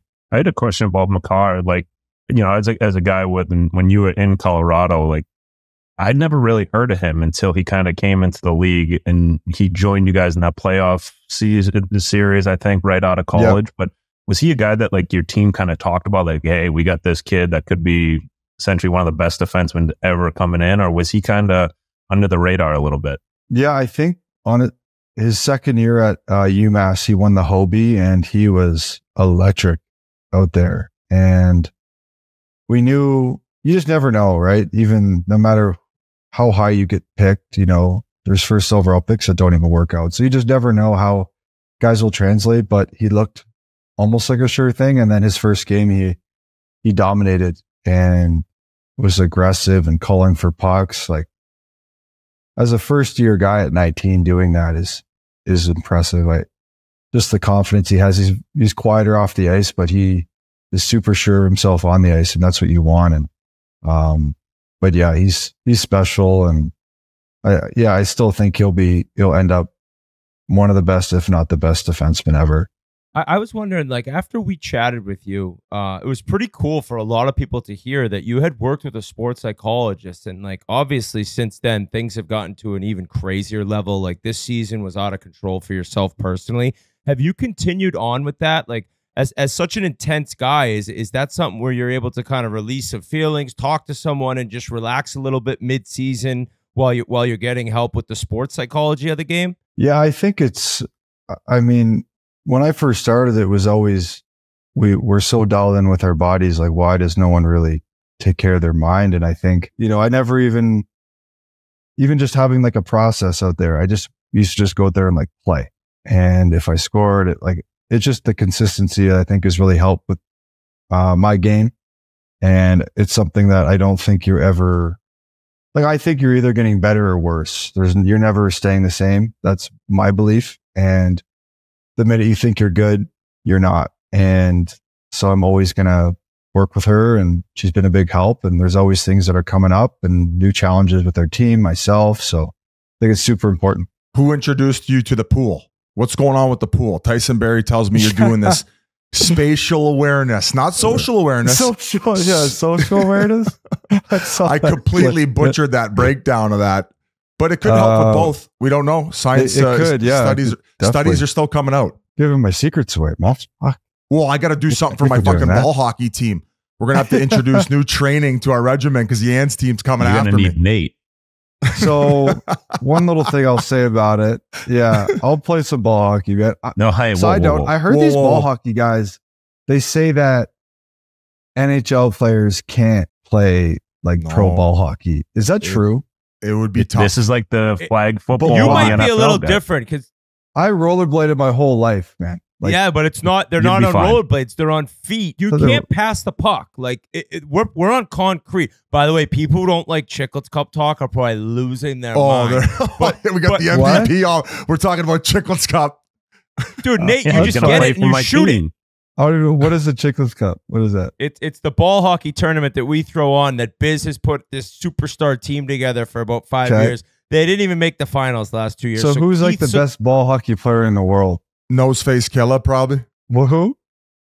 Nose Face old Killa is his name. No, I gotta look. He's my stick boy in high school. The kid's nice with it. He looks like me, but 20 times uglier and a bigger nose. So he's got like my nose. Yeah, you got a bit of a hook nose going out too. You got to straighten that bad boy out. Fucking season. But long story short is it's not as easy as playing roller, and we don't have sport court, so the ball's hopping everywhere. Now we're going to expand the top division, make 16 teams, and we're going to put the sport court down. You're more than welcome to come join my team, the Big Deal Selects. Okay. We're basically made what? It's more dangerous than like riding a motorcycle, dude. Like you can't be doing that. But sorry to get up, but like the roller hockey though, do you guys like know about roller hockey? Like I used it's to play. supposed to be NHL guys would dominate the best in the world. End of story. You give you guys 2 weeks that you guys would smoke. I think like Patty Maroon's like world class. He does it in the summers. He must protect that thing. Alex Hemsky used to play for like the Czech national team in the off seasons, just dangle everyone. Did you say he must protect that thing? Yeah, like who's getting it from Brit? Or I don't know. The rig. Just doing the tripod in the corner. There. We got off the rails there a little bit. What did he say? What you say to Sid when he took 8.7? Did you know that was coming? I mean, I remember like in July, I'm like, man, you're not going to sign for 8.7, right? Like, come on. He's like, I don't know, we'll see.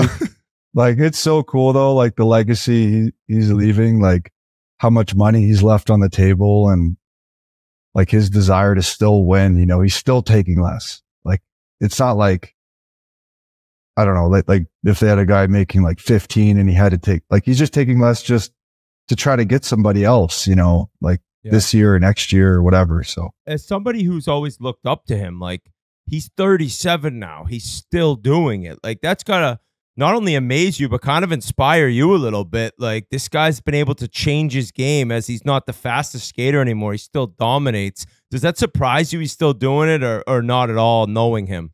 Man, like you should see this guy in the summer. Like my workouts are like a joke, like the recovery summers I do. And he is just grinding. Like he just grinds. Like he loves it, I think. And, I think too, like I think it's awesome. Like not that he wouldn't be motivated, but having this, world or Four Nations thing and then the Olympics the following year. So he's got, no matter what happens, like he's got 2 things to look forward to and just be dialed in for. And I think being the captain of Canada, like I can't imagine that pressure. So to be at your best. So he's ready. He looks amazing. And like all the guys on the ice, it's just crazy. He's 37. Like it's, when you really think about it, he doesn't look 37, like no, in any way, but because he's got a lot of kids. I guess it must be it. Must be the key. Oh, here we go. He probably stays motivated by you guys too. Yeah, no. It's busy. You're in Vegas every week. Ruined you. The Dale, yeah, the W Scottsdale held me back. Yeah, I'd have a Ted Lindsay. Other storylines for the Avs, Landeskog, right? Like, how's he looking? How's he feel? What does it mean to you guys to know that he could be back and will be back playing with you again? Not just on the ice, but the locker room aspect of it all. Yeah, we miss him. Oh, it sucks without him. You know, his last game was our cup, game 6. He lifted the cup, and that was the last time he's played, which is crazy. Feels like 10 years ago. Yeah, just, I think, you know, he's progressing. He's doing well, and it looks like he's coming back at some point this season. So he's got a lot of brilliant people around him. You know, I'm sure once he's back, he'll be able to explain it and everything he's gone through. Like he's just been grinding so mentally, but you'd never know. He's honestly the best guy, best captain, just a horse, and such a great teammate. And he's still involved. He's still around. Still brings a great attitude every day, which is crazy. Like how you'd never know he's even heard. So we miss him and could definitely use him. That's for sure. I'd like to ask you a little bit. I mean, it seems like the Rantanen, like he seems like almost like a little bit of an anomaly. Like you don't know too much about him. He's absolutely mad. Like if you never played against him, you wouldn't know how big and strong he is. Like he's as big and strong as, like you were saying, Patty Maroon. Like like you cannot get the puck from this guy. He's like Yager when he turns. Like what is he like to go against in practice or see him every day, and what he does to defenders must be special. Yeah, he's shockingly big. It says he's 6'3", but he seems like he's 6'5". His head it's like this fucking big, man. It's like him and Landy, like they have like the one button on their snapbacks, you know? Like that's a bad look. Oh yeah. Oh no, like, that's real. It's bad. Like going sideways. Yeah. But yeah, he is like a horse as well. Like just a freak. He's like old school. He stretches for like an hour a day. He's like the most flexible guy. You know, just a pure goal scorer. And, yeah, it's super underrated, which is kind of weird. You know, we get so many national games, and, you know, I know the Colorado isn't the biggest hockey market, but I think the last few years it has been. So, you know, he should get way more recognition than he does. But I think like the true hockey people know how special he is and how important he is. And, you know, we obviously wouldn't have a cup without him.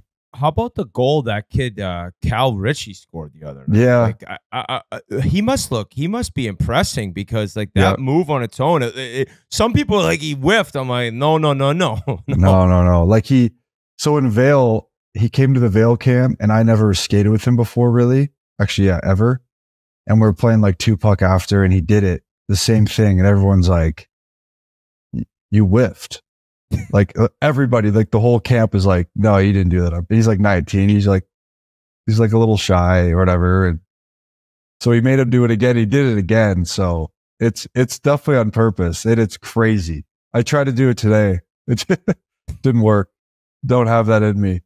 These kids, what they can do now, it's like crazy. Even like the Michigan, I can't do that. I don't know how to do it. I don't know. Biz would have to pick it up with his hand and put it on his stick. Yeah. Let's not go penalty there, trying to do it. So in the AHL. I would have to say same thing. You kind of dodged that the pool question. Like, what's going on in the water? Like, do you have to wear water wings? You did a great job of dodging it. I think you move on. No, I think goes, I don't want to share my secrets. I think we press him for more. You don't know how this works. You can. So the guy who treats me, full time here in Denver. I get a lot of advice from him. And so he worked with a lot of skiers, and to be a really good downhill skier, you pretty much have to have like no fear. So when you do like pool stuff, it like relaxes your mind and body a little bit. And we do other stuff in there I'm not going to get into. Save it for the next pod, maybe. But yeah, so that's where he gets a lot of his information from. And so I go in the pool a little bit. Is he like spinning you in the pool? Like, what's he doing? I'm not saying anything else, Biz. Come on. That's it? That's it. Could we do Biz is going to show up at one of these pools, I'm telling you. With a fucking Speedo on. Come to the local gym I go to. Do you rock a Speedo when you go, or is it just like normal shorts here? It's normal, yeah. Normal? Oh, I got to wear I just picked up skiing. I'm not that aggressive. Not that aggressive. Hey, you know what a funny storyline, and it was quick, and I got to get your opinion on it, though, was last year when after one of the games, like Rantanen just like snapped on Lekkonen's dad. Were you like, what the hell's going on? Yeah, crazy, because that whole thing was all in Finnish, like in Finland. That was like big. I didn't even hear about it. And then, yeah, I don't think you'll ever see that again. Did you get the backstory, or were you just like, who cares? I think, yeah. I mean, I think it was just a comment. Like Lucky's dad is like an analyst, so he just might have said something about Mikko's game. I don't know. He had a bad game or something, and then Mikko had like a sick game at like 4 or 5 points, and then was fired up and said something. Then he apologized to Lucky like 3 minutes later. So they're like really good friends. So it was crazy though. It was like, I don't know what was going on. So he wasn't just a random dad saying it from his couch at home. He was an analyst. So that's at least a little better. Yeah. He was on TV. He wasn't like tweeting something. Okay. Like he was on whatever the Finnish via play. That's it. Well, Witt's arguing with the GM of the Bruins. I mean, that's nothing. Well, technically you are through me. Did you hear about this? I saw like something the other day about it. Yeah. You guys are stirring the pot. Swayman should talk to Sid. Swayman's agents. Are you guys getting a piece or something? Yeah. We're the drug mules. We're the media mules trying to get Swayman every cent. I better get a whole fucking percent of that contract after what we've been through. That'd be using nice. Our social clout. It's getting drained out. You said you went to Europe this summer. Like, where did you go, and what would you say were the biggest cultural differences you took from it? Because most of the time you're going over there, it's for like Worlds and playing hockey. Yeah. It seems like you could actually dial out. Just relaxing. Not that no one really knows me in America, but especially over there, it's like no chance of anything. Just get off the grid. It feels like, you wake up, you don't have one text because of the time change. It's just super nice and relaxing, and love going over there.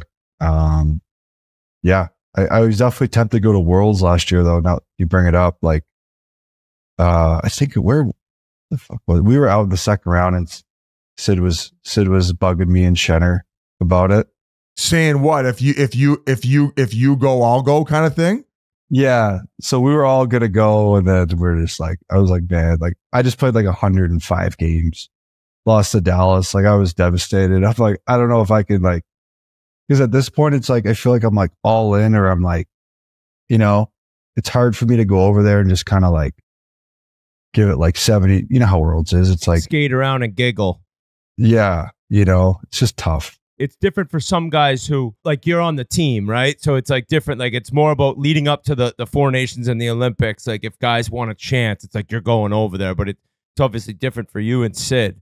But another guy I had to ask about, and one of the funniest, best people I met in the game, and I know you feel the same, and he retired, is Cogs, Andrew Cogliano. Like, yeah. How much did you enjoy when he came over? When he won the cup with you, I remember texting him right after that game. Like, just an awesome person that will, I think, would easily end up in upper management with a team in the NHL. Like I said, I met him in Vail through Andy, and we trained with Andy, and just always had a pretty good connection. And then I've said this before, but like the year we won it, we were trading for some guys, and they asked what they thought of Cogs, and I definitely lit up right away. Like, just having that presence in our room, that leadership, an awesome player as well. And yeah, he's a special guy and definitely someone that I can relate to really well. He's super high, strong, I'd say, intense. He's very intense in the very game. intense and just super dialed in. And now he's, I think it's special assistant to Chris McFarland, our GM. Oh, nice. So he is, yeah, like you said, he is management now already. Wow. So, but it's like, he's still like, it's weird. It's weird seeing him around the rink. He's always in the gym, his hands in his pockets, walking around, trying to talk to guys. Isn't he good at impressions? Yeah, he's a great storyteller. Best storyteller. Like he's so good. So good. Did he ever tell you any of the stories of Edmonton? Like my favorite one for him is like his tooth once stuck in his lip, and I think he was on the ice for like 13 goals against, and after the game, he's like, what do I do with? Like, did he ever bring up the dark days to you, like when you're celebrating a cup?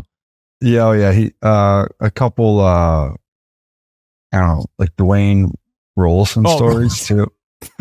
Liquid Dwayne. Rolly.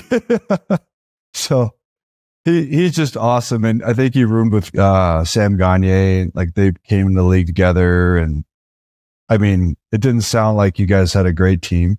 No. Whit was the number 1 D. What do you expect? But what happened there? Because they went to the finals in 2006, and then did you guys come in like right after that? They swapped Pronger and for then Whitney. Pronger requested a trade. Oh, okay. And then it was all down. It was all Yeah. down. Well, at least he looks like him a little bit. Yeah, First like overall 5. pick for like 9 years straight. Yeah.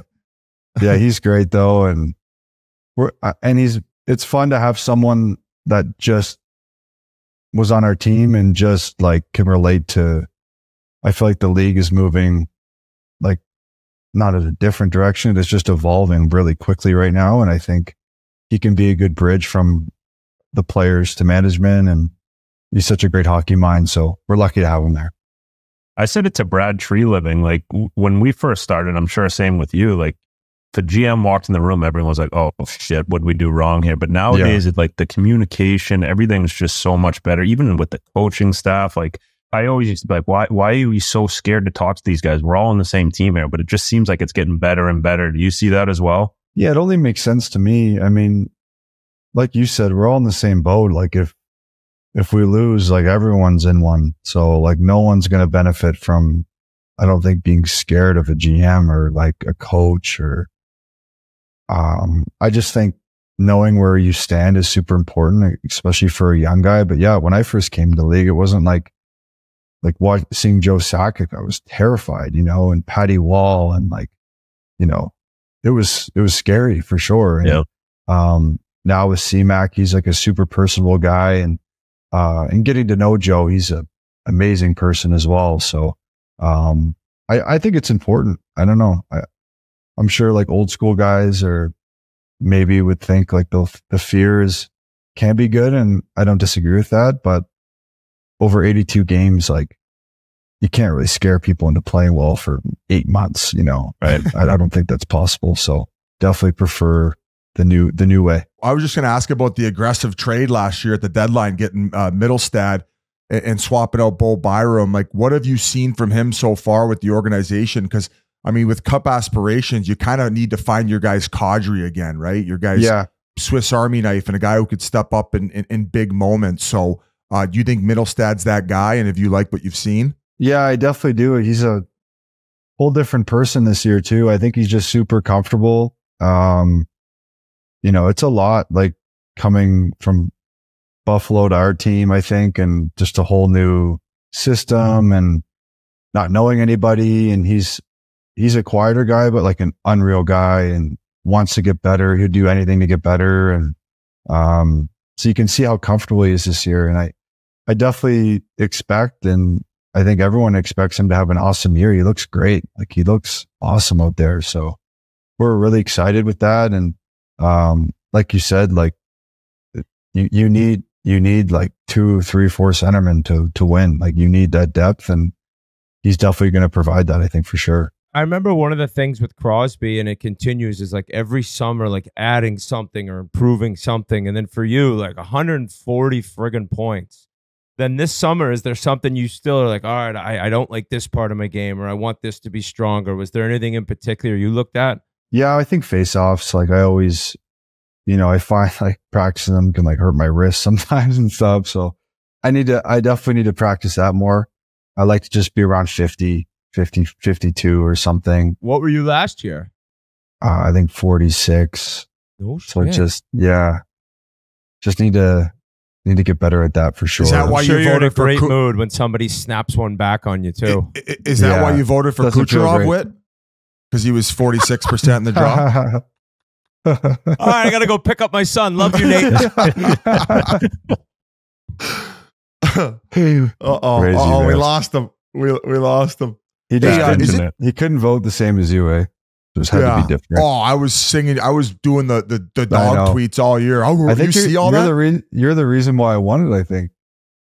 Don't tell him this, dude. You get a league bonus? Do you get a league bonus? No bonuses, but if I did, I would have wired it right to you. We did lose Whit, though. He's got to go pick up his kid. Did you actually have a cereal release in 2021 called MacKinnon Crunch? Was that real? I did. We should get in business. We should do some cereal for you. Frosted Flakes. Oh, nice. That's what it was, and they just white labeled it, and it was called the MacKinnon Crunch. I picked it. Yeah, I picked the flavor though. I like that. So, was that right before you got your deal with Tim Hortons and became a server at their restaurants, at their pickup windows? That was like 2015. We started. Oh, that's when that started. Yeah, oh, geez, that was way back when, eh? Yeah, how has that been? Do they have you do that same thing every summer where you surprise people at the window? No, we haven't done that since then. We've always wanted to do one where, like, we get Marshy in there just because, like, we're all Nova Scotians and like he's being like a rat and like messing up people's orders, and we got to like sit him down and like tell him like what to do. I don't know. They haven't done that yet, but why is Marshy needs to be nicer on the ice to be more marketable, Oh, okay. That's not going to happen. Or maybe he's aligned with Dunkin' Donuts because he's got the Boston connection. True. Maybe he's coming at you guys. I know he might be, but we've always wanted to do that. What do you got? Jans? I'm going to ask you a little bit about Bedard. Just, seeing obviously you came in as a young stud, and, just seeing him and obviously, potential be playing together for Canada this year. Just what do you see in a young kid like that and what he's been able to do? Yeah. I mean, I've done a couple camps with him as well. And, all the stories about how hard he works, it is true. I mean, this guy's on the ice for like an hour and a half after everyone's done shooting pucks, stick handling, and like the ice is like you can barely even move on it. It's so snowy, and which is great to see. I mean, that's what you want. I think to pull someone back versus trying to get them to do something is definitely better. And he had a great season. A lot of injuries on the Blackhawks, and they look like a really good team this year. So I think they could be sneaky pushing for the playoffs, and especially, if he has a monster year, like I think everyone's expecting. Maybe a little bit of recency bias, but you see a few stars getting hurt in preseason. What are your feelings given with the state of the game and how in shape guys come into camp and how they could basically just roll into the season? What are your thoughts on the exhibition schedule? Like, is it too much for you guys? And you have to dress, I think, 8 veterans every game. Should they limit this and figure it out to keep guys healthier going into the season? Yeah, I don't necessarily agree with the veteran rule. I think it's important for young guys to play preseason. Like, it's the only way to really evaluate them. Like, there's always like practice players that look good, and then once you get into a game, you can kind of tell like what's what. And, but yeah, it's tough because you want to like, for me, like you want to like play hard and show a good example, do things the right way. But I'm also like, I played last night, we lost like 6-1. And it was just like, I'm also thinking like, I watched Drew Doughty like snap his ankle, and I'm just like, or Lane, or it's just kind of like, man, I could throw my season away from a glorified practice, essentially is all it is. You're in your game jersey, but it doesn't mean anything. So it's a fine line, I think. I enjoy playing them. I like 1 or 2, and that's good for me. I don't need 6, but definitely important for young guys to play. I agree with you. You shouldn't have to have the certain amount of veterans. You know, like you said, you ask you guys, go up to your captain, say how many games you want to play, 1 or 2, boom, done. Yeah. Maybe the last 2 when it's all NHL guys and guys are kind of on the same page. And you know, the first few games is kind of chaos too. You get kids in junior running around trying to make a name for themselves. So, and you understand that from their part. But yeah, it's, definitely. Like I mean, the team's making money off these games. You know, it's like so. My understanding is they're making some of them between $1 and $3 million on gate. So now I get it. I just think in a sense it might be being a little bit short-sighted. Now I would imagine the 1 to 3 million gate are the teams like Toronto and Montreal, and you're kind of like sucking in these people for the season ticket thing too, and how it all gets packaged together. But I definitely think it might be a little bit excessive with how you guys are coming into training camp now and how you're all dialed in. And it kind of actually led to my next question. Given you're so into your fitness and recovery and all this scientific side of it, you consume a lot of like podcasts on these subjects. Like, are you a Huberman guy? Do you listen to like Peter Attia or read up on this stuff on longevity? Because you seem to be like, it's not only just like for hockey, it seems to be a lifestyle thing as Gary Roberts describes it. Yeah, absolutely. I try to listen to as many as I can. I think it's just great. I just love learning about that stuff. There's always new information, and even not just for hockey. I just think I've always been kind of into it, even as a kid. You know, I'd always love going to like Popeyes as a kid with my dad and looking at like protein powder and stuff. Like, I don't know. I'm just into it, and definitely love learning. There's so much I don't know. I feel like a dummy listening to these guys, honestly. So it's great. Popeyes isn't the chicken place in the States. He's talking about it's true. like a GNC. Yeah. Oh, okay. You know Popeyes, Biz? You never? I think I remember it in Moncton. They had one. It's like a GNC, right? Yeah. Oh, yeah. Like a GNC. Sorry. Yeah. Yeah. Well, buddy, we can't thank you enough. I mean, G, did you have any other questions you want to hop on and ask? We got the MVP. I kind of want to just ask about, we've heard so much about you policing the food in the locker room. Like, are you still doing that? Is that something that the staff kind of is just aware of now? Or are you still going in there being like, no sugar, no sweets? And when the new guys come in too, you got to be like, hey, I don't want to see any fucking Reese's candy bars before the game. Whit said you strangled Lekkonen because he ate a Snickers bar or something. I think he reported that last season. Is that true? Stop it. That's false information? That's not true. No. I don't know. I'm trying to mellow out a little bit for sure. I definitely see some shit and I get mad, but I'll try to keep it to myself. Yeah, I don't know. I just think when you're at the rink, you're at a pro sports, like if you eat what you want, but I think when you're at the rink, we're an NHL, we're pro athletes. Like, I think it should be healthy and good food. And, I just think like the least you can do as a pro athlete is be in good shape. That's what I think. So remember, guys used to be drinking Pepsi in between periods. I mean, you guys are, I think, sponsored by Pepsi, but that's a no-go with the Nate dog in the room, I guess. So it should be. Little sugar in game isn't too bad. It's all good. You kind of alluded to it with the Tim Hortons commercial idea. Would that be your dream line for the Four Nations? Yourself, Sid, and Marchand? That would be cool. That would be play really the cool. wing? Oh yeah, I'm ready for the wing. Yeah, definitely.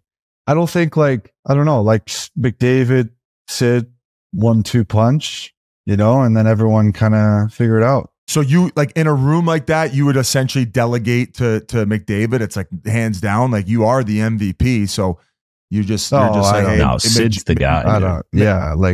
I think like you're not putting McDavid on the wing. Like that's crazy. No, I'm not saying that. It seems like you'd be willing to just delegate. Like you're like Sid and McDavid. That's what the people want. I'll suck it up and play the wing. Yeah, not even what the people want. I just think it makes sense. Like I don't mind right wing. I've played wing at other Canada events. Yeah, I'm comfortable there. And I don't know if those two have ever played wing. Like, I'm not saying I think they could easily figure it out. They're two of the smartest players ever. But I think like you have those two guys 1-2 punch.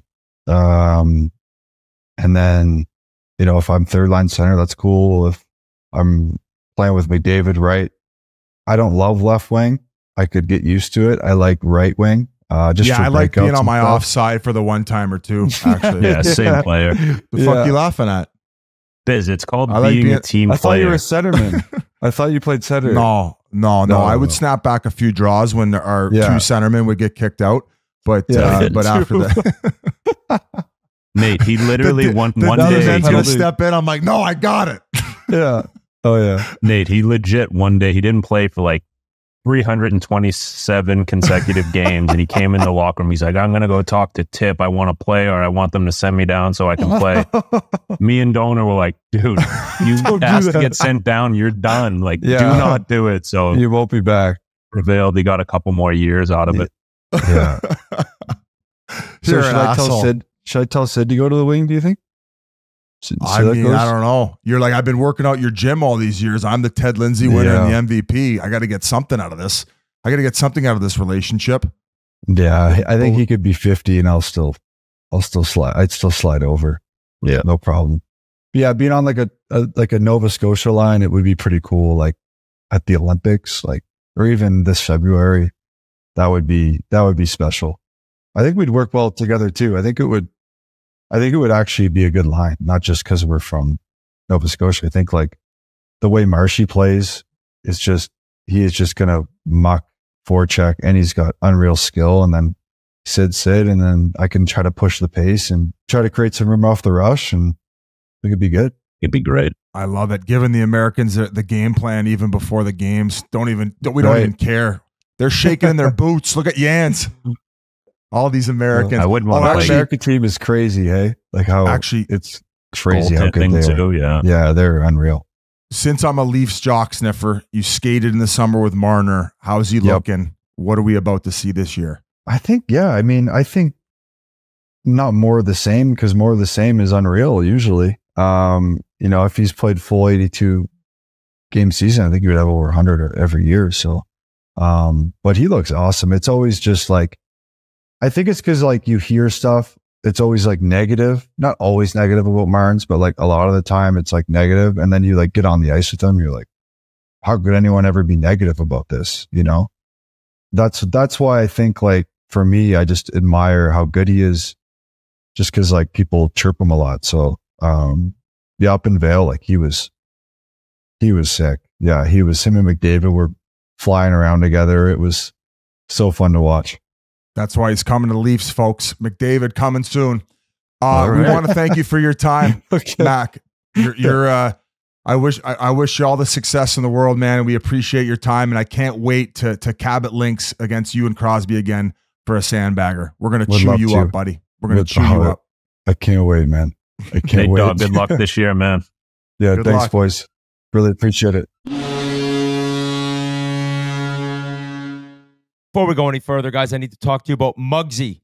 Muggsy makes damn comfortable clothing for guys everywhere. The jeans are unbelievable. They're soft. They feel like sweatpants, but they look phenomenal. You would never know how soft these things are when you see somebody wearing them. Muggsy started by reinventing the jeans game in 2015, and now they make the best jeans, chinos, tops, and joggers ever. Muggsy works exclusively with some of the best designers and manufacturers around the world to deliver the finest quality fabrics directly to your door. I remember when we did the FDNY NYPD game, we were outfitted in Muggsy. The jacket I still have, the jeans, the shirts, all of their gear is phenomenal. And their entire goal is making guys more comfortable at work, at the bar, on the course, wherever, by giving them one place to shop. You can get it all at Muggsy. It's made from buttery soft, patented stretch materials that look stylish but are insanely comfortable. Never too baggy, never too tight. There's over 20,000 five-star reviews from dudes of every shape and size. So first-time customers can get 20% back on their first order right now. All you need to do is head to Muggsy.com and enter your email, and the discount is automatically added to your cart. That's 20% back on the only jeans and pants you will ever wear again. Free shipping and free returns on every single order, so the only risk is never knowing how great they truly are. Right now, get involved with Muggsy. Go to MuggsyJeans.com and enter your email for 20% back on the only jeans and pants you will ever wear again. Thank you so much, Nathan MacKinnon, for joining the show. I cannot wait to see what he has in store for this year, Biz. Like that last season, just a complete explosion, 50 goals for the first time, 140 points. And it was cool to hear him talk about like the way he plays the game, needing that summer of rest compared to the summer before of like, yeah, dude, like my motor is always going. Like he understands that he plays the game so different than others. Like it's just constant, full effort, maximum speed. He's more physical than people give him credit for. So the summer of rest, it was, I'd never really heard that before. I don't know if you were surprised. Well, so I was, I think I was talking to Tyson Berry when he talked about the pool exercises and mentioned that. And it didn't shock me just because, like you said, like of how he plays and how hard of an impact that must be on the nervous system. Like he's not being laid back at all. Like every shift he's giving it his all. And then one other thing about the pool exercises, and I'm glad I re-asked him because I felt like it was dodged the first time, was him relating it to a downhill skier and how they're fearless and they have to have that approach. When you're attacking and going to the net at such a ferocious speed, you have to do so with no fear. Like you see it with the McDavids and these other types of players. Like Taylor Hall was another example. So it was just really cool to hear his explanation as to why he's doing it. I don't know how the pool ends up correlating to help with that, but obviously it does, and obviously it's working. I mean, the results speak for themselves. 10 Lidsey, MVP, and this guy will do anything that it takes in order to be the best in the world. And it's just a credit to him. And obviously he's a guy that I would love to see from a behind the scenes perspective on the Amazon series. But I also respect certain guys who are a little bit more private about what they have going on. And like he kind of joked about, but probably half serious, he doesn't want to reveal his secrets. And every little edge you can gain, you're going to need that when you're competing against a guy like McDavid. So just so gracious with his time. We got 40 awesome minutes out of him, and he was my MVP. I know he wasn't yours because you got swayed by the media and other people online, but that's my guy. That's my guy, the dog, as they call him. Yeah, I think if I had known that we could have got him on before the season and not talked to Kucherov, I'm not going to lie, I would have voted for him. A little bit of a regret on that one. Of course, you steward me. I said before, and I go, Biz is 100% going to tell him I didn't vote for him. Boom, gets me. That's a partner for you folks right there. Always busted balls. That's what we're all about. Also, I do want to make it clear that we're talking about a summer of rest. This guy was still training like a madman. It's just a little different. Like he probably hears me saying that. Shut the fuck up. It was just a little different training. I didn't fucking rest. I'm a warrior. Nathan. Yeah, he wasn't sipping Mai Tais on the beach, folks. He was probably just doing a lot of massage therapy, getting the hips, getting them mobile, probably doing some yoga like I was doing. Dude, wicked lot of fat. Did we talk about one of the stretching sessions we did? I was telling someone like, buddy, you are the tightest human being. Like it's actually like sad. Like what? You're so just. Your hips don't move, your back. So, like, if you always been like that? Yeah, I've always been tight. I think like, it just has to. He sits down and straightens his legs. He can't even touch like the end of his shin. You're getting to your knees, bro. Yeah, and that's after doing yoga all summer. So, flexibility and range of motion is something that cause a lot of my injuries. And now I understand why a lot of these players, half of their focus in the offseason is elongating, relaxing, opening up their hips, because if you don't have loose hips, ankles, knee, and all this flexion and mobility, it's just going to lead to more and more injuries. So definitely a goal of mine going into next Chiclets Cup that I will be playing in. I will not be sidelined, and we're going to drum the Boston Stranglers. But that's pretty much all I had on the MacKinnon interview, unless you guys, is there anything that stuck out to you, G, behind the scenes there? Anything in the interview that stuck out to you? Sorry to put you on the spot. No, and I think you guys kind of touched on this in the interview with the Amazon showrunner, was just the importance of Gabriel Landeskog in that locker room. I mean, so many people think MacKinnon's the face of the team, but when you heard MacKinnon talk about just what he means to them, that was really that was eye-opening to me. Yeah. And also to relieve a little stress from MacKinnon from a leadership perspective, because it seems like a lot of his focus is just on him worrying about his game, and that's not a knock either. Like, he's still a leader in how he sets the example and how he plays and how he prepares to play.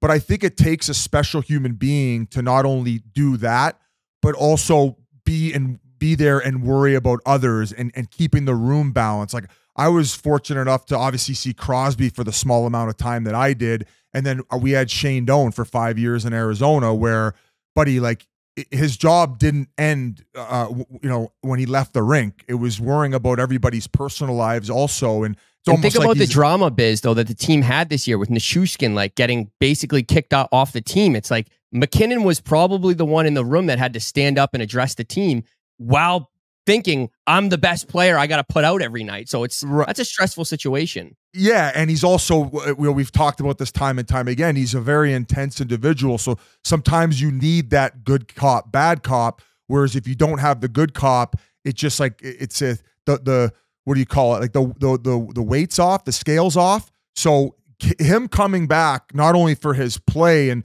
what he brings to the net front and his wall work and his battle and compete level, but for that in-room dynamic, it would be so massive to this team if they got not only Nichushkin back, but also Landeskog from a leadership perspective. And I think Biz, that, don't you think it is very interesting team to watch this year, though? Like, big time. I'm not like, as good as their top end talent is, I'm like, I don't know. There's some question marks there that are going to be very interesting to see play out. And with MacKinnon and his temper, I guess, or his like is just his like passion to win. Like, it's going to be weird to see their start and see how they get going, because there are question marks in Colorado, no doubt. Yeah, and I asked them in the interview, I think a lot is also going to depend on the growth of Mittelstadt up the middle and what he can provide in that second line role, because they've, when they did have their success, the 1-2 punch, and in some cases even the 1-2-3 punch was unbelievable down the middle, where I think he has to get to that next level. It kind of goes back to what we saw from Tocchet. Like, he went in there and had the half a year with Vancouver. He was able to see what needed to be corrected. And then last year he goes on to win the Jack Adams. The team looks completely different, where Mittelstadt got that taste. He knows what the expectations are getting out of Buffalo and now being on a team like Colorado, where it's like, you had to have had a good offseason and you got to come in, hit the ground running to get this team based on where I think probably their fan base and their organization has that expectation level at. So interesting times in Colorado, but I agree with you. This is a team, in my opinion, on paper right now. I think they're like third or fourth best in the West at best, where they're going to have a lot of guys having breakout seasons to prove us wrong. And staying in the Central Division, big news from Utah. I love seeing this. Now Seattle is the only team without an NHL captain. Utah named Clayton Keller their new captain. Cool little video they put out kind of announcing it. Those jerseys are fresh. I love the look of those. And he's got the C on there. And for a smaller guy who, there were some question marks coming in, like, would he be as dominant as he was in college? Would he live up to where he was drafted? He is so consistent. And on a team that's had little to no success since he came into the league, he has produced points, played at a high pace. Last year, I think, was 38 goals, 36 goals, right around there. Makes total sense for me as a young guy and the best player on that team to be named captain. You've seen him the past few years. Do you agree?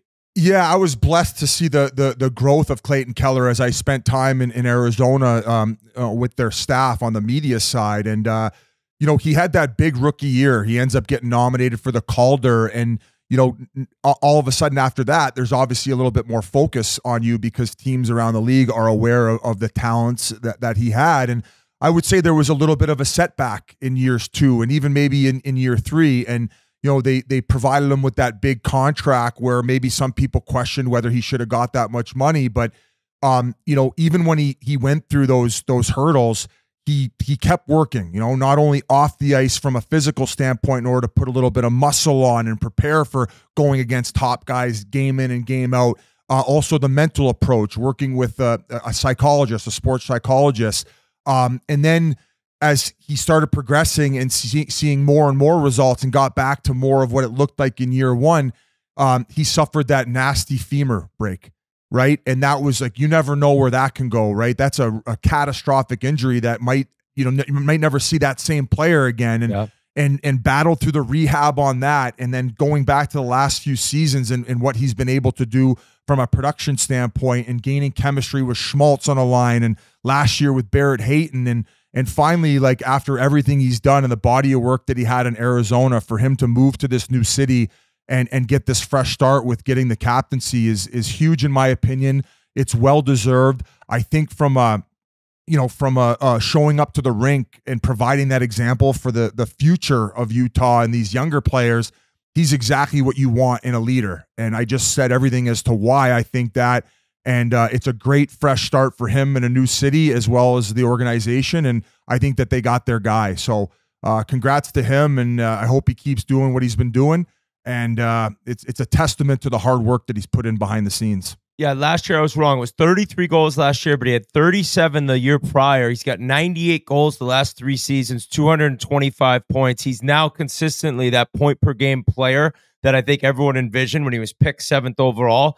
And in staying with the good news in Utah, what an awesome setup it seems to be for their opener and their beginning as a new franchise. First off, I saw the prices.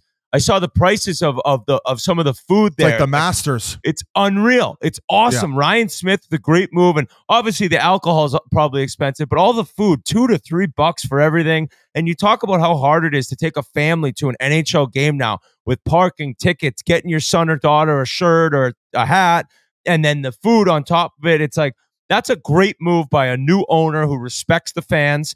He respects what he wants to build there. He expects very special things. And now he's getting to kind of show his team off to the league, show his team off to the world. And I think that the fans are going to be great. I also saw a story where there are seats there where you're actually kind of blocked out from seeing the net in that end you're sitting in that zone you're sitting in. So if very similar to what Phoenix dealt with when they first got over there. Yes. And if you're sitting behind the net, you actually, like, there's certain seats that you can't see the goalie. So I guess like those seats will be given at a big bargain.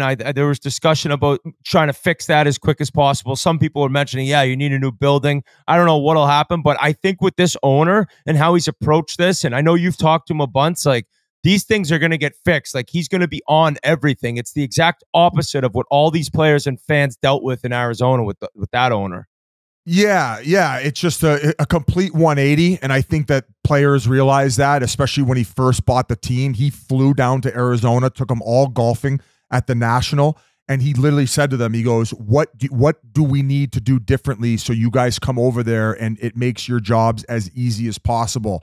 And we're going to get him on. So I would love to just pick his brain on what the mentality is from the organization's perspective on how they're going to make that fan base, what it's going to be. So I'm fired up to get him on and ask him all those questions that you teed up. So that's pretty much all I got on the Utah subject. But they got a lot going on there with this weekend. I think that Shabuzi. Do you know who that is? Shabuzi? He sings the Tipsy song.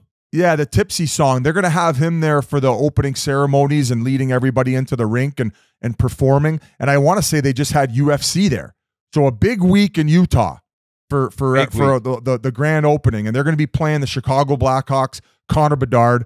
Such a smart play by the league to get everybody's attention there watching the next Sidney Crosby. And Bedard, I saw our boy Chief at Barstool with a couple posts about Bedard's been just mixing it up in preseason. I don't know if you saw the last game with Bolduc. I mean, he gives it to him in the offensive zone. They go back into the defensive end in front of the goalie. It ends up being a huge scrum where he was taking no shit. He's probably approaching things a little bit different, adding an edge to his game. Well, yeah, I was hanging out with him all summer in Vancouver. He's like, I don't want to end up like this guy. At the top of the grouse grind, I was showing him a few tricks like the Jersey jab and how to grab on and how to throw a proper right hook but not get caught wide open. So I got the over on 5 scraps for Bedard this year, just chucking knucks. Imagine him and McDermott just going toe to toe. Him and Revo. He's just dumb. He dummies Revo. Yeah, the new king in town. But before we throw it to Revo, this is kind of the champ is here. This is kind of groundbreaking news, Biz. Apparently, like, it is a done deal. First reported by Jimmy Conley. The NCAA Division I Council will act Tuesday or Wednesday of this week on emergency legislation that would allow CHL players to maintain NCAA eligibility. At least 2 commissioners have told coaches they expect it to pass. Braxton Whitehead is the first player who committed to ASU. I believe he's in the WHL somewhere. This is crazy, dude. Crazy. In all the years of, hey, is this kid going to go to major junior? Is he going to go to college? Like, the fact it could be one now, and you can go at 16, 17 and play in the OHL or the Quebec League or WHL, play a couple of years, and then go to BU or go to BC or go to Wisconsin. It's like, this will change the landscape of not minor hockey, but junior hockey. I do wonder if it's really going to affect the USHL. I don't know if they would end up taking a hit from this. Like, yeah, I would say that if it does to a certain degree, maybe you have to trim the fat on the amount of teams that they have in the USHL. But I think that's hurting the USHL, you know, like that's no.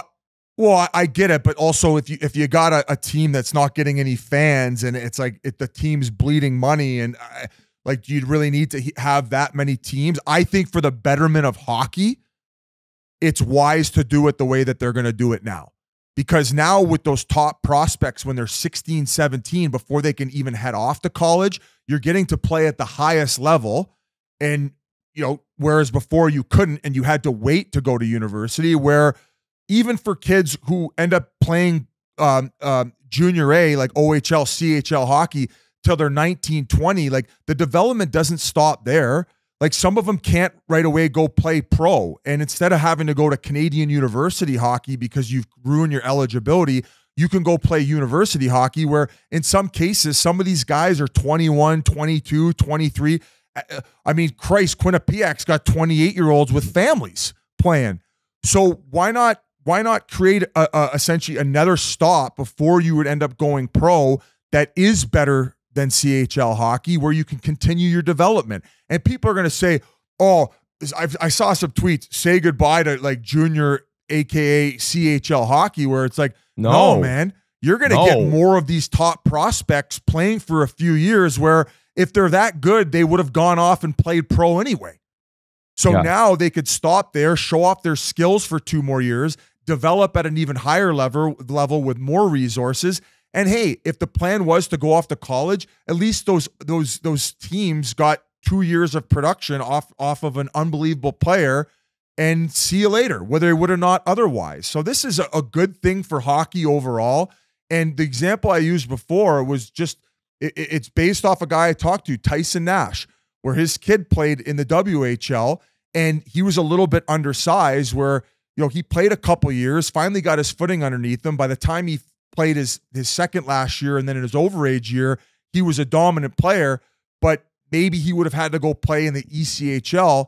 No, go get a good education, and no offense to the ECHL, but go play at a high level of hockey, get a really good education, and maybe the road doesn't stop after that, where you're not really pigeonholing yourself, where not only can you play high-level hockey, but get that education. So in his example was, it's so stupid that he can't go off and do that. Well, now he can. So good for them to figuring this all out, and I just think it's going to help both leagues out.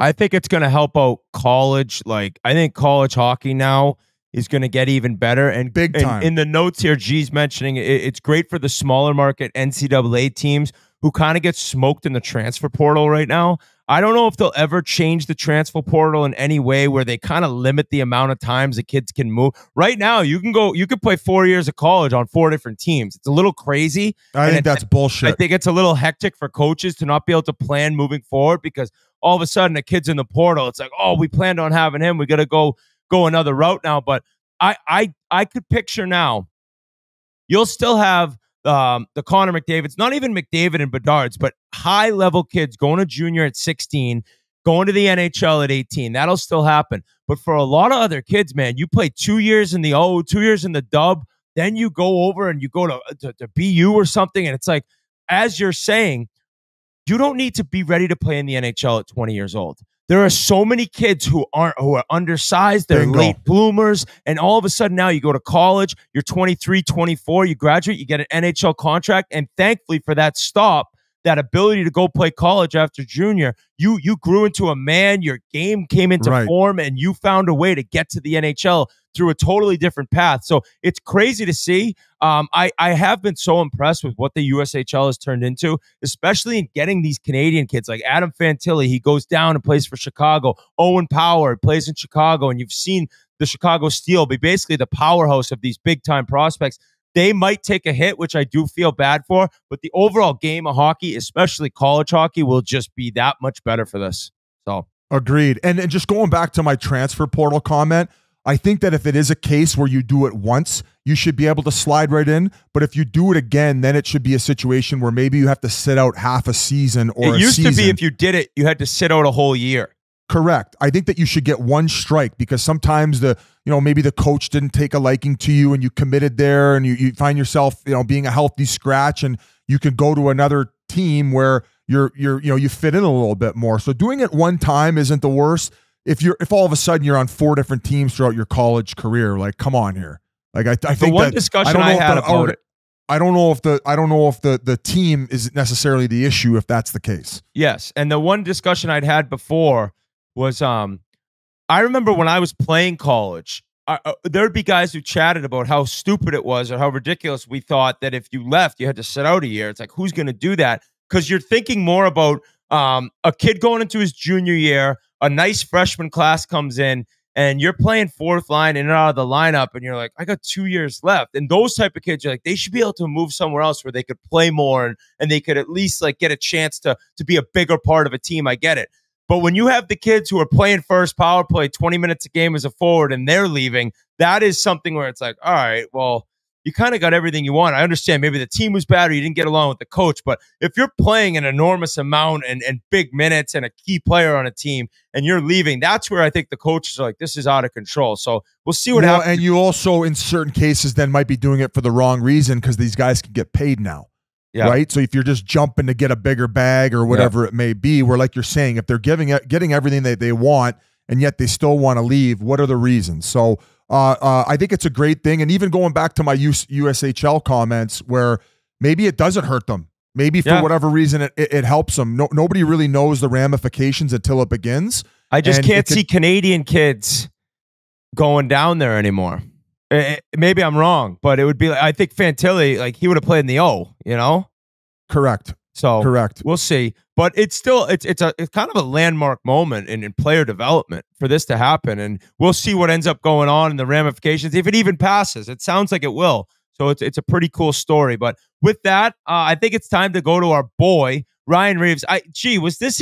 The champ is here. Was this his 4th time on the show? 4th or 5th, but including all the live streams that he's come on as well. He's in the 10s at this point. He's Chiclets Nation. He's an awesome guy, and he's, if not the toughest, he's right there. Revo, sorry, take it back. You are the toughest. And if I say one more thing about Mitch Marner, he might kill me. He might kill me. You're dead. So right now, Toronto Maple Leafs forward Ryan Reaves. We are very, very pleased to welcome on. I think this might be your 5th time. The champ is here. The champ is here. Toronto Maple Leaf already giving us that flex bicep. Ryan Reaves. Revo, what's going on, bud? Thanks for coming on. How we doing, fellas? Long time no see. Long time.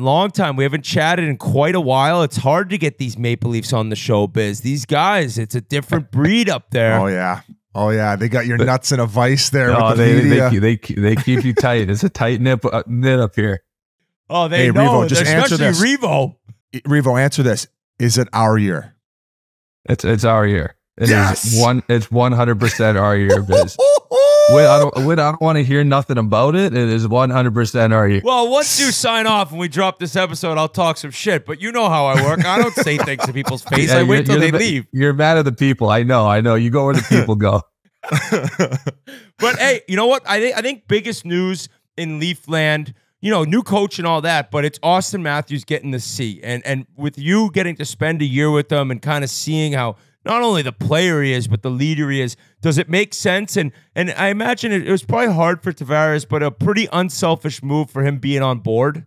Yeah, I mean, obviously it's a hard situation. You have a guy in Johnny who is a great leader, who's done nothing but great things for the city, the organization, and then you have Tone who has shown that he can lead and on and off the ice. So Johnny has handled it very graciously. Much better than I think a lot of people would have handled it.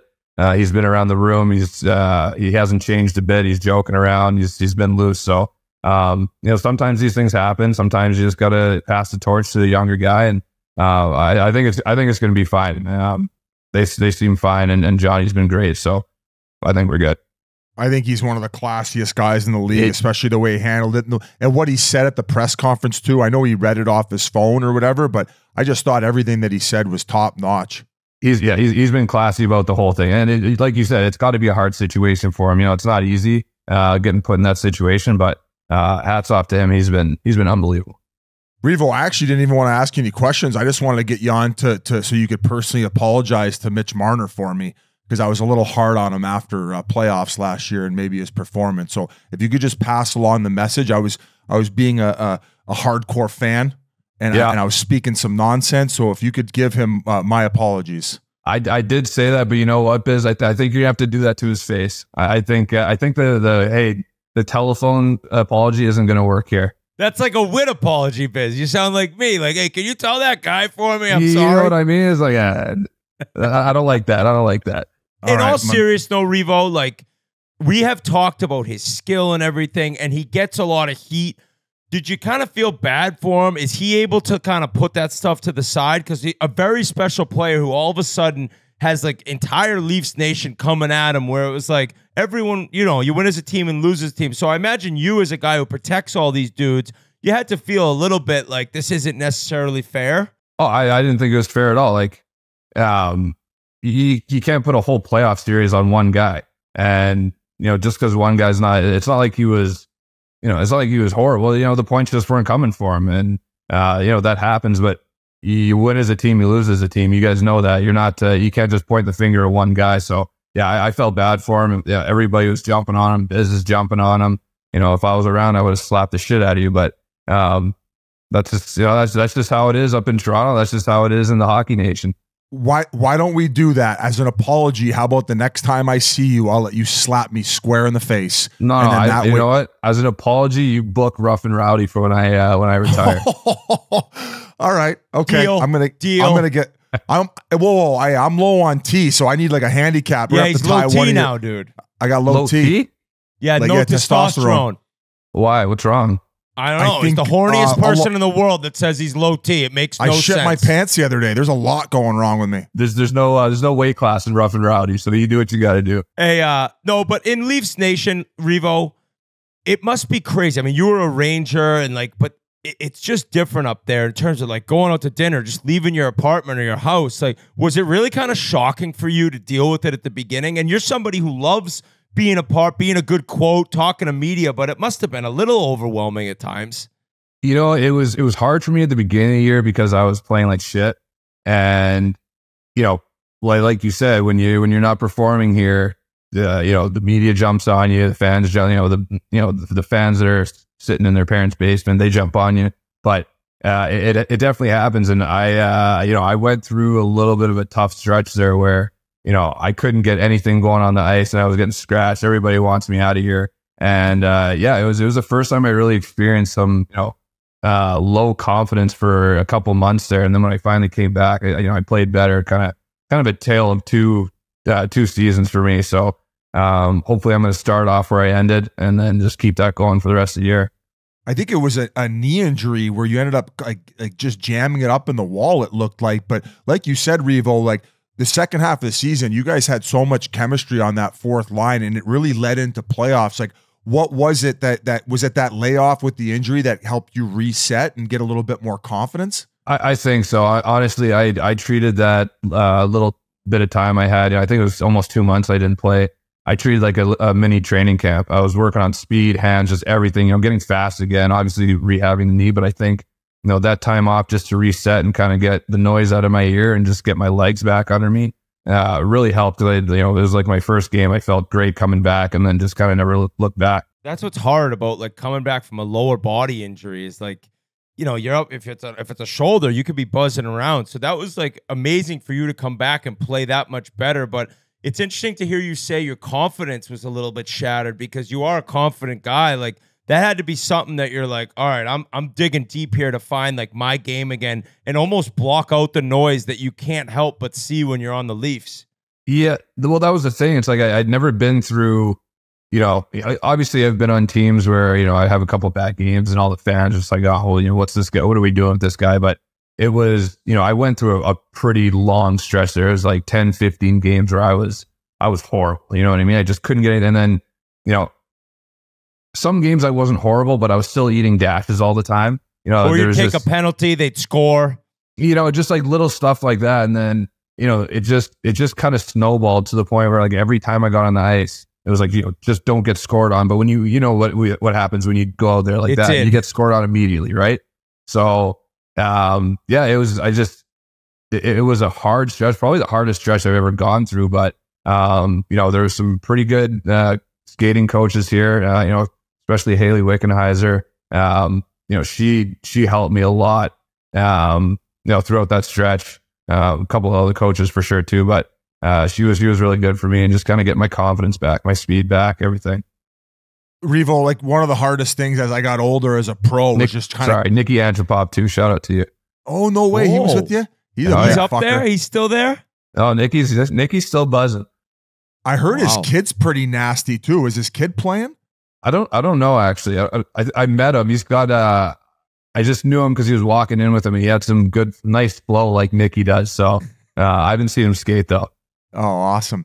But what I was saying is the hardest part for me as I started getting older, and especially being in a similar role to you, was keeping up with these young guys. And you just mentioned working on your skating during that time off.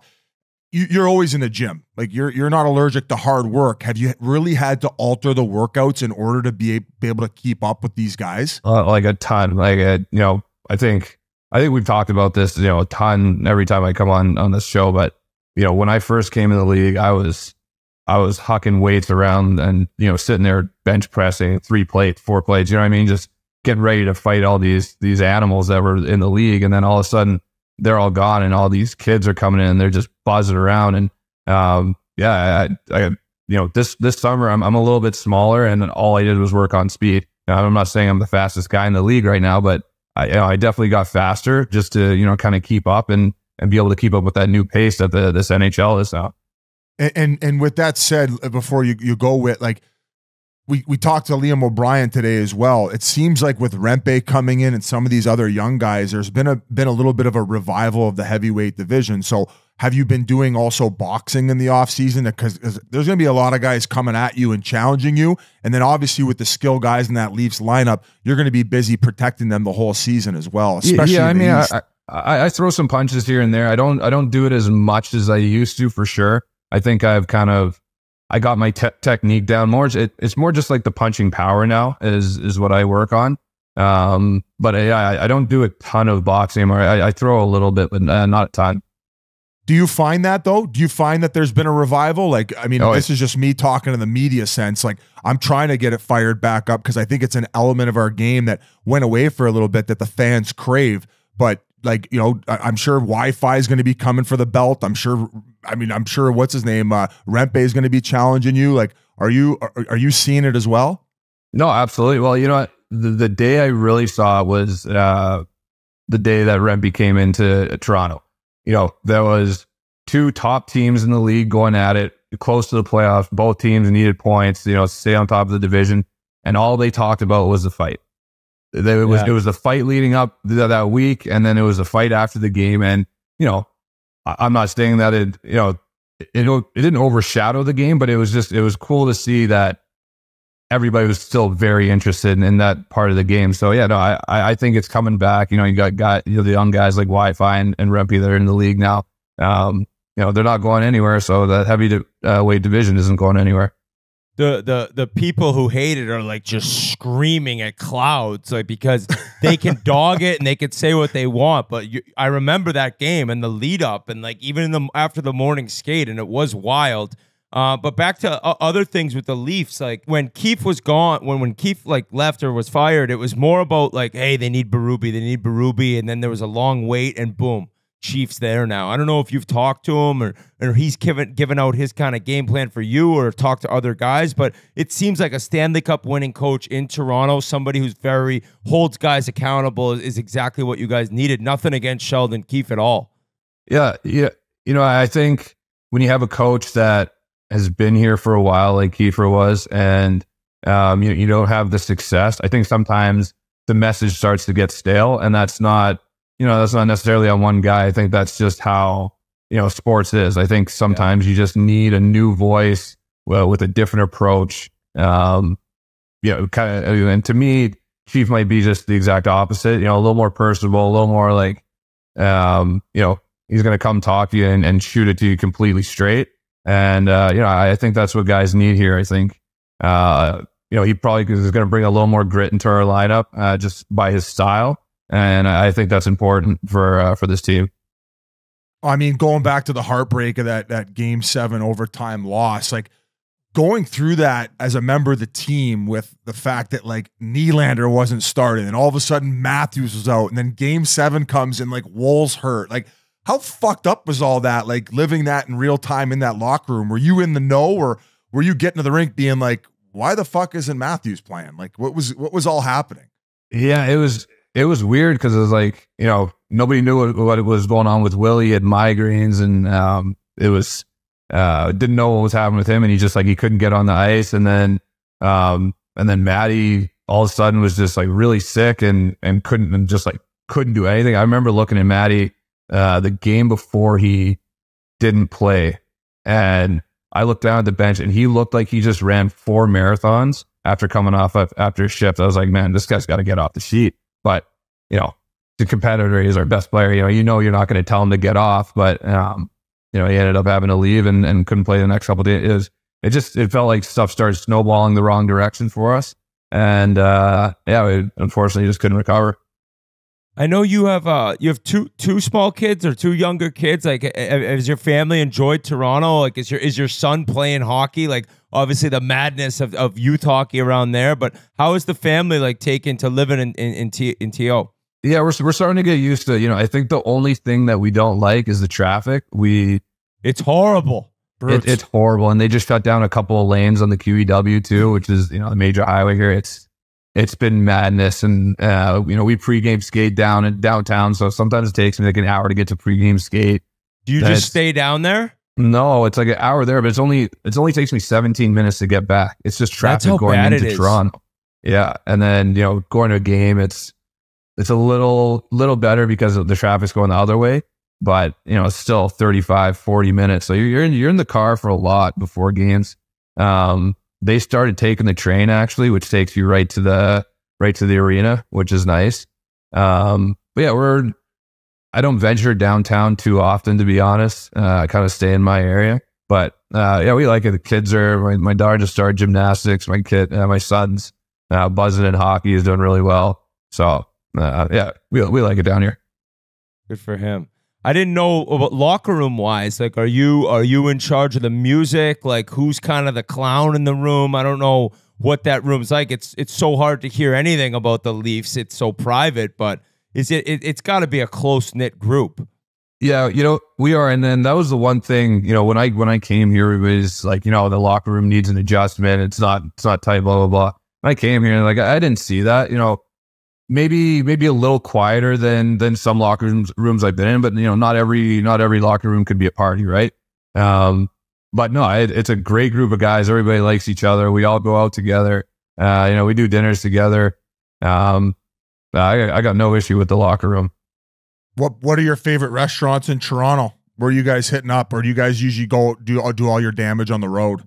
We don't get together a lot during the season in Toronto, just because guys are kind of spread apart. All the good stuff is downtown, and guys who live out here don't really want to venture out that much. But I will say, Mitchie's got a nice restaurant out here. I'll give him a little plug. Blue Bovine downtown. It's a nice spot. That's Mitch Marner's restaurant? Yeah. Can we maybe get like a discount code for the fans? You ain't allowed in there, Biz. Neither am I. You can't even step foot in there. I'll be. It's in that Union. It's in that Union Station. I'll be surprised they even let you in Union Station. But I'm part of the chain gang. I don't know if you heard. I'm part of the chain gang. He said it on the broadcast. You got to work your way back up to that.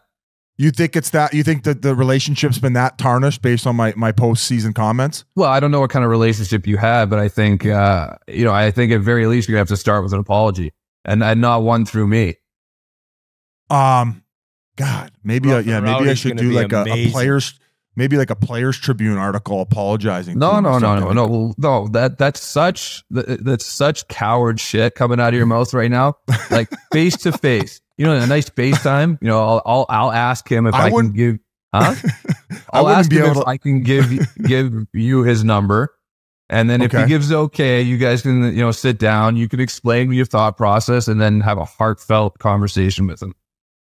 I don't even know if I could look him in the eyes. I'd be so nervous at this point. You should have to call his dad first and then him. You need to apologize to both of them. Have you met Paul? His dad might tear a strip off of you. Oh, God. That's who I'm really afraid of. The one other question I had for you, have you met Ty? Have you hung around with Ty quite a bit because Max is around? I mean, that's got to be an instant connection between you two. You know what? I met him for sure a couple times, and then to be honest, when I was going through that tough time, he was texting me all the time.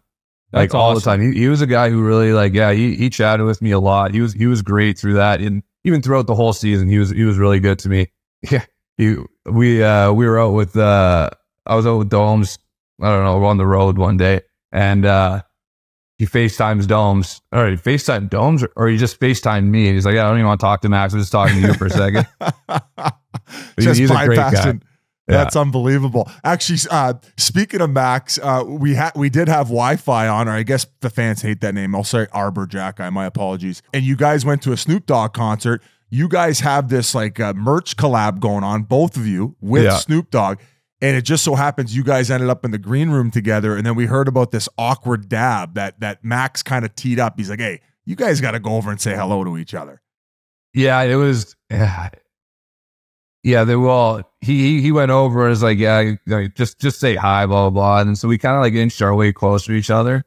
And we both went to dab each other up. And then this crowd kind of walked through, but there was like a lot of people in that crowd. So we were kind of like, and kind of put our hands down for a second. It was, hey, what's up, dog? How you doing? And then it was like, we shot the shit for a couple of minutes. Nothing crazy though.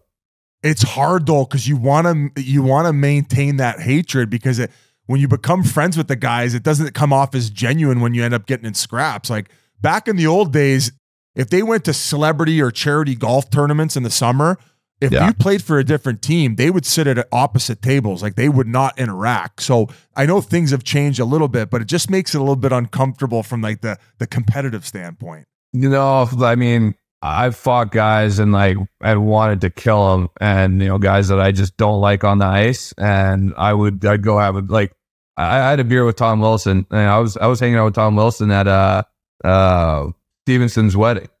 We ended up being on the same flight home. Like we were shooting the shit all night. My wife got a picture of us, and she's like, "Oh, if I post this, it'll break the internet." But no, stuff like that. Like he's a great guy off the ice, but on that, he can get that work in time. No tummy sticks and warm up. No tummy sticks here. I don't know. I've never been a tummy stick guy, Revo. I'll never been a tummy stick guy. No. I guess going into the year, how do you kind of approach everything? Because for you get off to a bad start last year, the injury. Now it's like, all right, at least you got the confidence going. Like, do you know where you'll be, who you'd possibly be playing with? Or are you just kind of taking it one day at a time in camp and looking to kind of build on how you ended the year?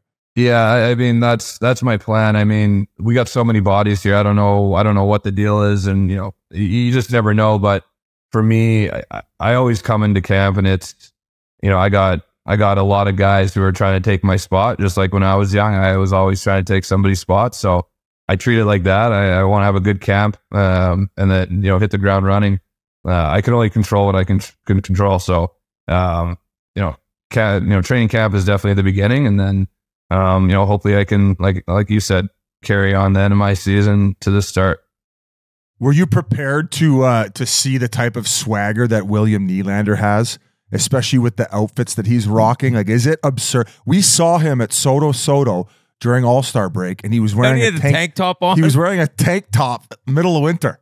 You know what? It's funny because Maddie and Willie both have really good style, and every time I was out with Maddie the other day, and he's wearing one of those waffle see-through beaters, right?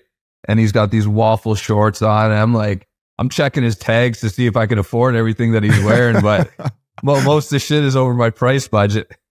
I saw Matthews rocking a Celine bucket. I think it's, I don't know if is it like a unisex hat? I thought Celine was a girl's brand. I don't even know. You think you'll be doing like the LeBron purse pretty soon? I'd love to see the internet if he walked in with one of those Hermes bags. He probably has like probably got like a immersed. And he'd rock it well too. Like he's got that kind of style. When satchels? you're that good, though, it doesn't matter. It really doesn't matter. When you're that good, you wear whatever you want. People follow. That's how it works. Yeah.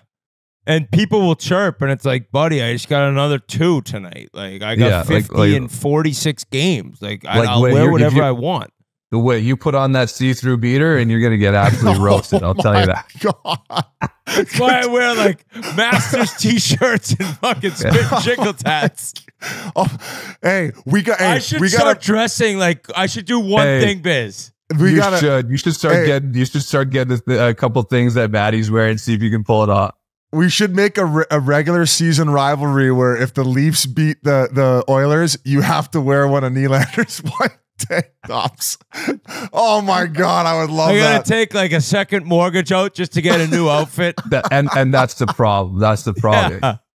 Yeah, I gotta start finding those like those comparable brands. It's like, you know, this one's 14 grand for the t-shirt. It's like here's the $59.99 one. That's looks what I need. the same though. It looks the exact same. It's exact same. When you say that, like, have you actually asked them about some of the money they've spent on clothes, and what's the most astronomical thing that they've bought? And like, no, I've never asked, but I know I've seen a few like tags that, you know, whatever the brand is. You know, it could just be like a white tee, and then you grab the back of it. So that's a Louis V white tee. Huh? Okay. Exactly. You're like, it's just a white tee. Those don't come in 3 packs. No, you can't get those at Costco. Hey, who's driving the nicest whips on the team? It's crazy because you got 4 guys making so much fucking dough, so they got to be cruising around in like Lambos and shit. No, man, we're in Toronto. Lambos. Well, I get the snow tires on there. What the fuck? Oh man, the roads are horrible here. Everything's under construction. It snows. It's cold. Like you can't drive a Lambo. Most guys got like what's little Matthews SUV. driving a pickup? He's got like a little SUV. Like it was given to him for sure. Hatchback. Yeah, Little a couple station guys wagon. got free cars here. I think I was at Morgan Riley who just posted. I think he had maybe a Mercedes, and then even JT. I think he got like a BMW deal. JT changes his car 3 times a year, so I don't know what he had something at the beginning of the year and he got roasted for it and he got rid of it within like a month. What kind of perks does a 4th line scrapper get playing for the Toronto Maple Leafs? I got a Canadian Tire deal. No shit. Tire deal? Yeah. Me and Dome's Canadian Tire. What'd you have to do? We went biking. Put some GoPros on, went biking through the Toronto parks. Went bird watching. That's like Whit. That was Whit when he played. No, that was Biz after he's a healthy scratch. He'd come in the shower post game in Arizona. Whit, you even said you could remember guys the suit off to get into the shower. Yes. I guess I don't have much of a defense. When did I say I went bird watching? Oh, both college days when I could name the guys based on their hogs. You could name the guys based on their hogs. You said you knew their hogs more than you knew the names. You're a hogsman, huh? I'm an absolute hogsman. Oh, here's one I wanted to ask you. Brad Treliving. I had him when in Arizona as an assistant GM. The fucking coolest guy in the world. Yeah, he's a great guy. The best. Well, I mean, he handed you that deal. You should be kissing his ass. I mean, trust me. Yeah, trust me. Put those DSLs to use. They're very thankful for Tree. Oh, okay. That's well. You got to keep it clean and tight, I guess. If you're on here. Fuck Revo. It's pretty incredible though. I'm looking right now. Like you're 123 games away from 1,000 in the regular season. You got 113 playoff games. Like as much as it's all about the moment and like game to game and training camp to training camp, you got to look back and be so proud of like the career you've turned in. Especially at the beginning. I mean, you're in the coast a little bit at one point, 4 fucking years in the AHL. It's like, it's got to be cool to know that the hard work you've put in has rewarded you what you now have. Man, we were, me and my wife and a couple of buddies, we were talking about this like 3 days ago. Because when I first came into the league, I remember I looked at her, I was like, wouldn't it be unreal if I could hit 100 games in NHL? Like, how fucking cool would that be? And then I hit 100. It's like, you think I could squeak 200 out of this career? And then all of a sudden I hit 5. It was like, I'm halfway to 1,000. Like, you never know. And then all of a sudden I'm kind of creeping on it. So, I mean, it's been more than I ever could have dreamed that I could have accomplished in this league.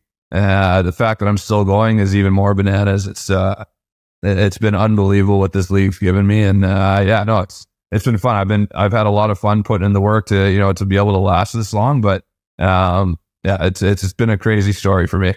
To think it all started out in a hot tub in St. Louis, falling asleep at training camp, and then getting sent to the coast. Hot water massage bed. Who would have thought? Big Walt's like, this fucking kid's done. Yeah, this kid ain't playing another day in the National. That's it.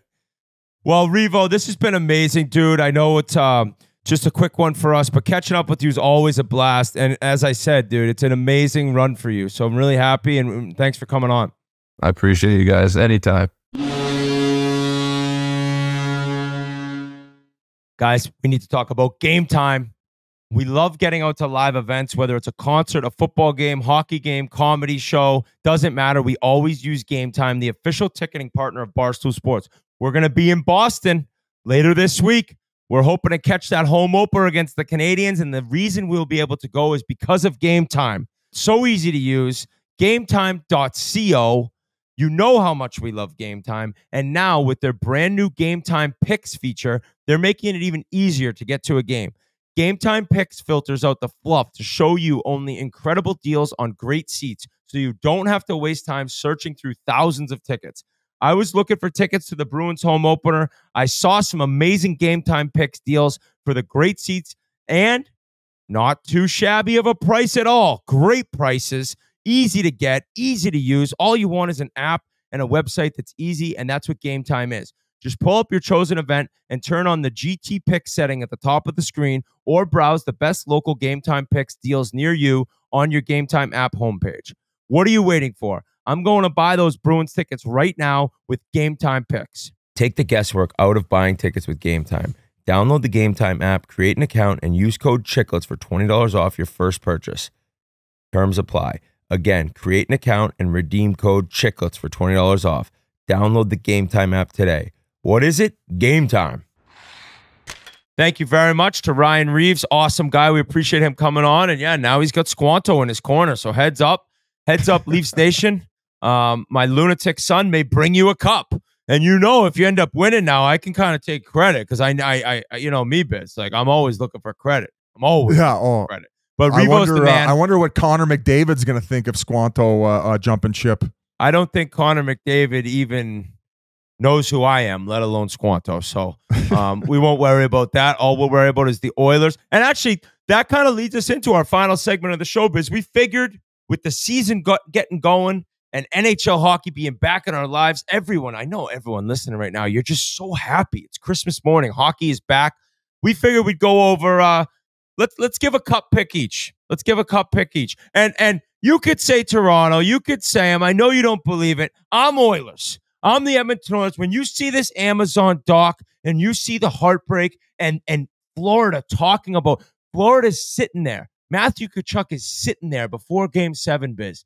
And he says to him, guys, if you put me in that locker room in Vegas last year in Game 5, which he wasn't able to play, and you fucking told us that we'd be the next season playing, getting ready for a Game 7 for the Cup, we would have fucking taken it in a heartbeat. And the Oilers went through the heartbreak.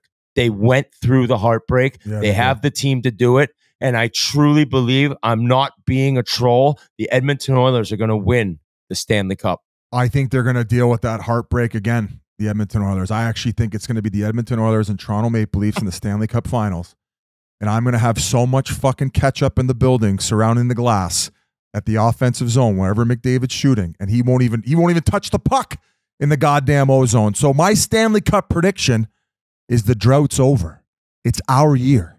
Squanto knows. So this is what I think. This is 5 years. Is this 5 years in a row? Go 5 Leafs, years in a row. Go Leafs. Go. I think last year, Biz, you said did you quit on them after the season? Were you saying like I can't do it anymore? No. Maybe I'm imagining that. I don't know, No. Cornelli. Maybe I was like MacKinnon. I had a long off season of rest and relaxation. Mai Tais on the beach. I'm ready to go. I'm back on the wagon. Okay, you're right. You quit on Marner, not the Leafs. You quit on Marner. No, I'm going to get back in his good graces. I'm actually going to get a custom jersey. It's going to have the Toronto Maple Leafs on the front, number 16 on the back, and Paul on the name bar. Just Paul. You're not going to know why. It represents you, his dad, and Leafs Nation and the as unity, a whole. and the unity of supporting Mitch Marner on what's going to be the greatest season he's ever had. We're going to pay him more than Leon Draisaitl. You know why? Because he's actually going to be able to deliver the goods. And that leads me to my next prediction. Who's going to win the Hart? Yeah. Mitch Marner. This is fucking ridiculous. Mitch folks. goddamn Marner. What's really Believe annoying, I can't chirp you because McDavid's winning the Hart. This is such a Toronto-Edmonton end of the show, which is just how we like to keep it. We're going to start having to roll a disclaimer. I think McDavid has 3 Harts. He's going to get his 4th. I think he has 5 Art Rosses. He's going to get his 6th. He's going to do this is the greatest player in the league in his prime. Other than Mitch. So maybe this segment's really pissing people off, but we get to Nobody's talk about listening. The Leafs. Literally no one's listening. It doesn't even matter. All right, let's change it up. Who's your Calder pick? I'm gonna delegate that to you. For you know what? Actually, Stankoven is gonna be my Calder pick. I think he's got. People are gonna say, "Oh, that's bullshit. He got to dip his toe in last year." Blah blah blah.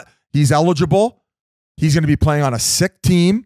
He's got an insane motor, and he's gonna be putting up some big fucking numbers down in the D. So I got Stank. Do the stanky leg. Do the stanky leg. Do the stanky leg. Okay, I see that. And nobody can bitch. If he's eligible, he's eligible. That's the game. That's the game. There's always complainers online. They're going to say it's like when, didn't Panarin win it the one year? Or who won it when they were like 28? No, what's his name was up for it. Remember I was chirping him because he was up for it instead of Raymond? Oh, Bunting? Yeah, Bunting. He was like 30. He was up for it that year. He's collecting Social Security. He's up for the Calder. So I'm actually going. I'm going Lane Hudson. He's actually 4th on DraftKings odds. He's plus 700. Mitchkov is plus 400 as well as Celebrini, and then you might have to enter witness protection if we ever go to Philly based on your assassination of his skating stride. Which I kind of agree with you. I don't think he's the strongest of skaters. But Philly fans are going to take this to the grave because every time he scores a goal in the preseason, and I'm sure in the regular season, you must be getting hate tweeted. Yeah, well, people are sending me like, you fucking idiot. How's this skating? You tripped his skating. Buddy, the clip the guy sent me, he's gliding in on like a shootout. He didn't take one stride. I don't think he took a stride. I think this kid's actually super skilled, strong as an ox, and going to be a hell of a player. All I'm saying is he's not the smoothest skater in the world, okay? It's a game of speed. Is he very good, like tight turning down low? Is he strong on his feet? Yes. I just wonder, is he an elite skater? It's a wonder. It's a question I have. Okay? Philly fans are scumbags. I can't hate the Flyers, though, because I love Jonesy so much. And Torts gives us all this amazing stuff to talk about. So I can't hate the Flyers anymore, but their fans are scumbags. And I have no problem with Michkov. I hope he's a star. I was just saying in some of the clips I saw, I was like, it's a little bit of a choppy stride for an elite level NHLer. Let's see how it plays out. He looks like me after my bilateral sports hernia surgery on the ice. He's the favorite to win the Calder. Obviously, he's a hell of a player. But I'm going Lane Hudson, who's 4th on the odds at plus 700. I actually think Cutter Gauthier is going to be very deadly there, too, in Anaheim. Yeah. He's plus 800. Will Smith's after him, and so Celebrini's up there. It's going to be a hell of a race, I think. I think we got a really special Calder race this year. We need Zegras to have a pop-off season, and we need Cutter Gauthier popping off and just being like just obnoxious sellies. I want to see obnoxious sellies on the West Coast. Who? Verbeek. Buddy, this is the new wave. He got no control over Cutter Gauthier, buddy. He determines what's going on. He's going to tell the little ball of hate what to do, what to sign him for. He's like, listen, Patty, you just shut the fuck up. There's a new sheriff in town here. It's Cutter time. All right, what about your Vezina pick? 'cause maybe. No, fuck off. Done. You're gonna be the one. Cut it. You know, cut it. I think Shesterkin grabs it. I think Shesterkin is similar to McDavid in the prime of his career as one of the best goalies I've ever seen. And his performance in the playoffs last year, and Rangers are going to be a good team. I think Shesterkin gets it this season. And if you keep singing that fucking song, Grinelli's picking Swayman. If you miss training camp, imagine the amount of guys who are going to be sign me at the end of camp. Yeah, I mean, he's carrying his balls around in a wheelbarrow in Boston right now, so I wouldn't be shocked if he's got some jam on him, that kid. Yeah. I'll tell you that. To turn down that 8x8 and say, fuck you, I want 8.25. So every time I sing that song now, you're going to cut me off? I'm going to puke. All right. I think we're done here. Guys, real quick before we wrap, a few things. So Wednesday at noon, we're dropping the Big Deal Selects video. Fish did an amazing job on the edit. Behind the scenes look at how big of losers these guys are. Just kidding, but it was an awesome video. You can see who they played, all the madness that happened at the Chiclets Cup, the drama that was happening behind the scenes with the Big Deal Select. So that's an awesome video. That drops Wednesday at noon on the Chiclets YouTube channel. And then Game Notes returns, boys. Game Notes returns Friday at noon. The boys have tons of fun stuff planned this season. Beer League Heroes, Show Mindsies. They got some guests on tap. So Friday at noon, the Game Notes boys return. And next week, Monday, October 14th, we will be in Boston. Biz, Wit, 5 Iron Golf, 1 Washington Street in Boston, Monday the 14th at 6:30 p.m. A little Pink Whitney 5 Iron Golf meetup. So just remember, Wednesday, we have the Big Deal Selects video. Friday, we have Game Notes. And next Monday, we have the Pink Whitney meet and greet.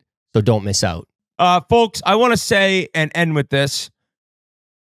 I would cut off my left leg to go back to the beginning of my career.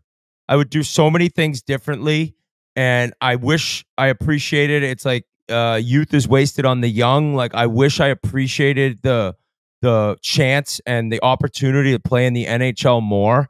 And just knowing that as fans and analysts and us getting to do this being the best job in the world, and you fans, I know how excited you are. It is another NHL season.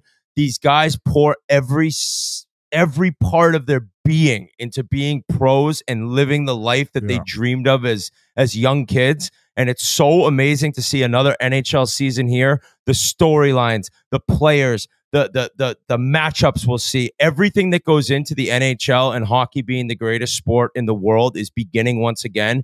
And we thank you so much for tuning in all summer and tuning in as the season gets going, because there is nothing better than the NHL. And the fact that we get to cover it is a dream come true. And the fact we both got to play it is even beyond our wildest dreams. So congrats to everyone on a new NHL season being here. And let's hope for another amazing run till we see Lord Stanley be given out in June. So we love you all, and we will be back next week. And with all that said, and after all, you're my Joseph Wall.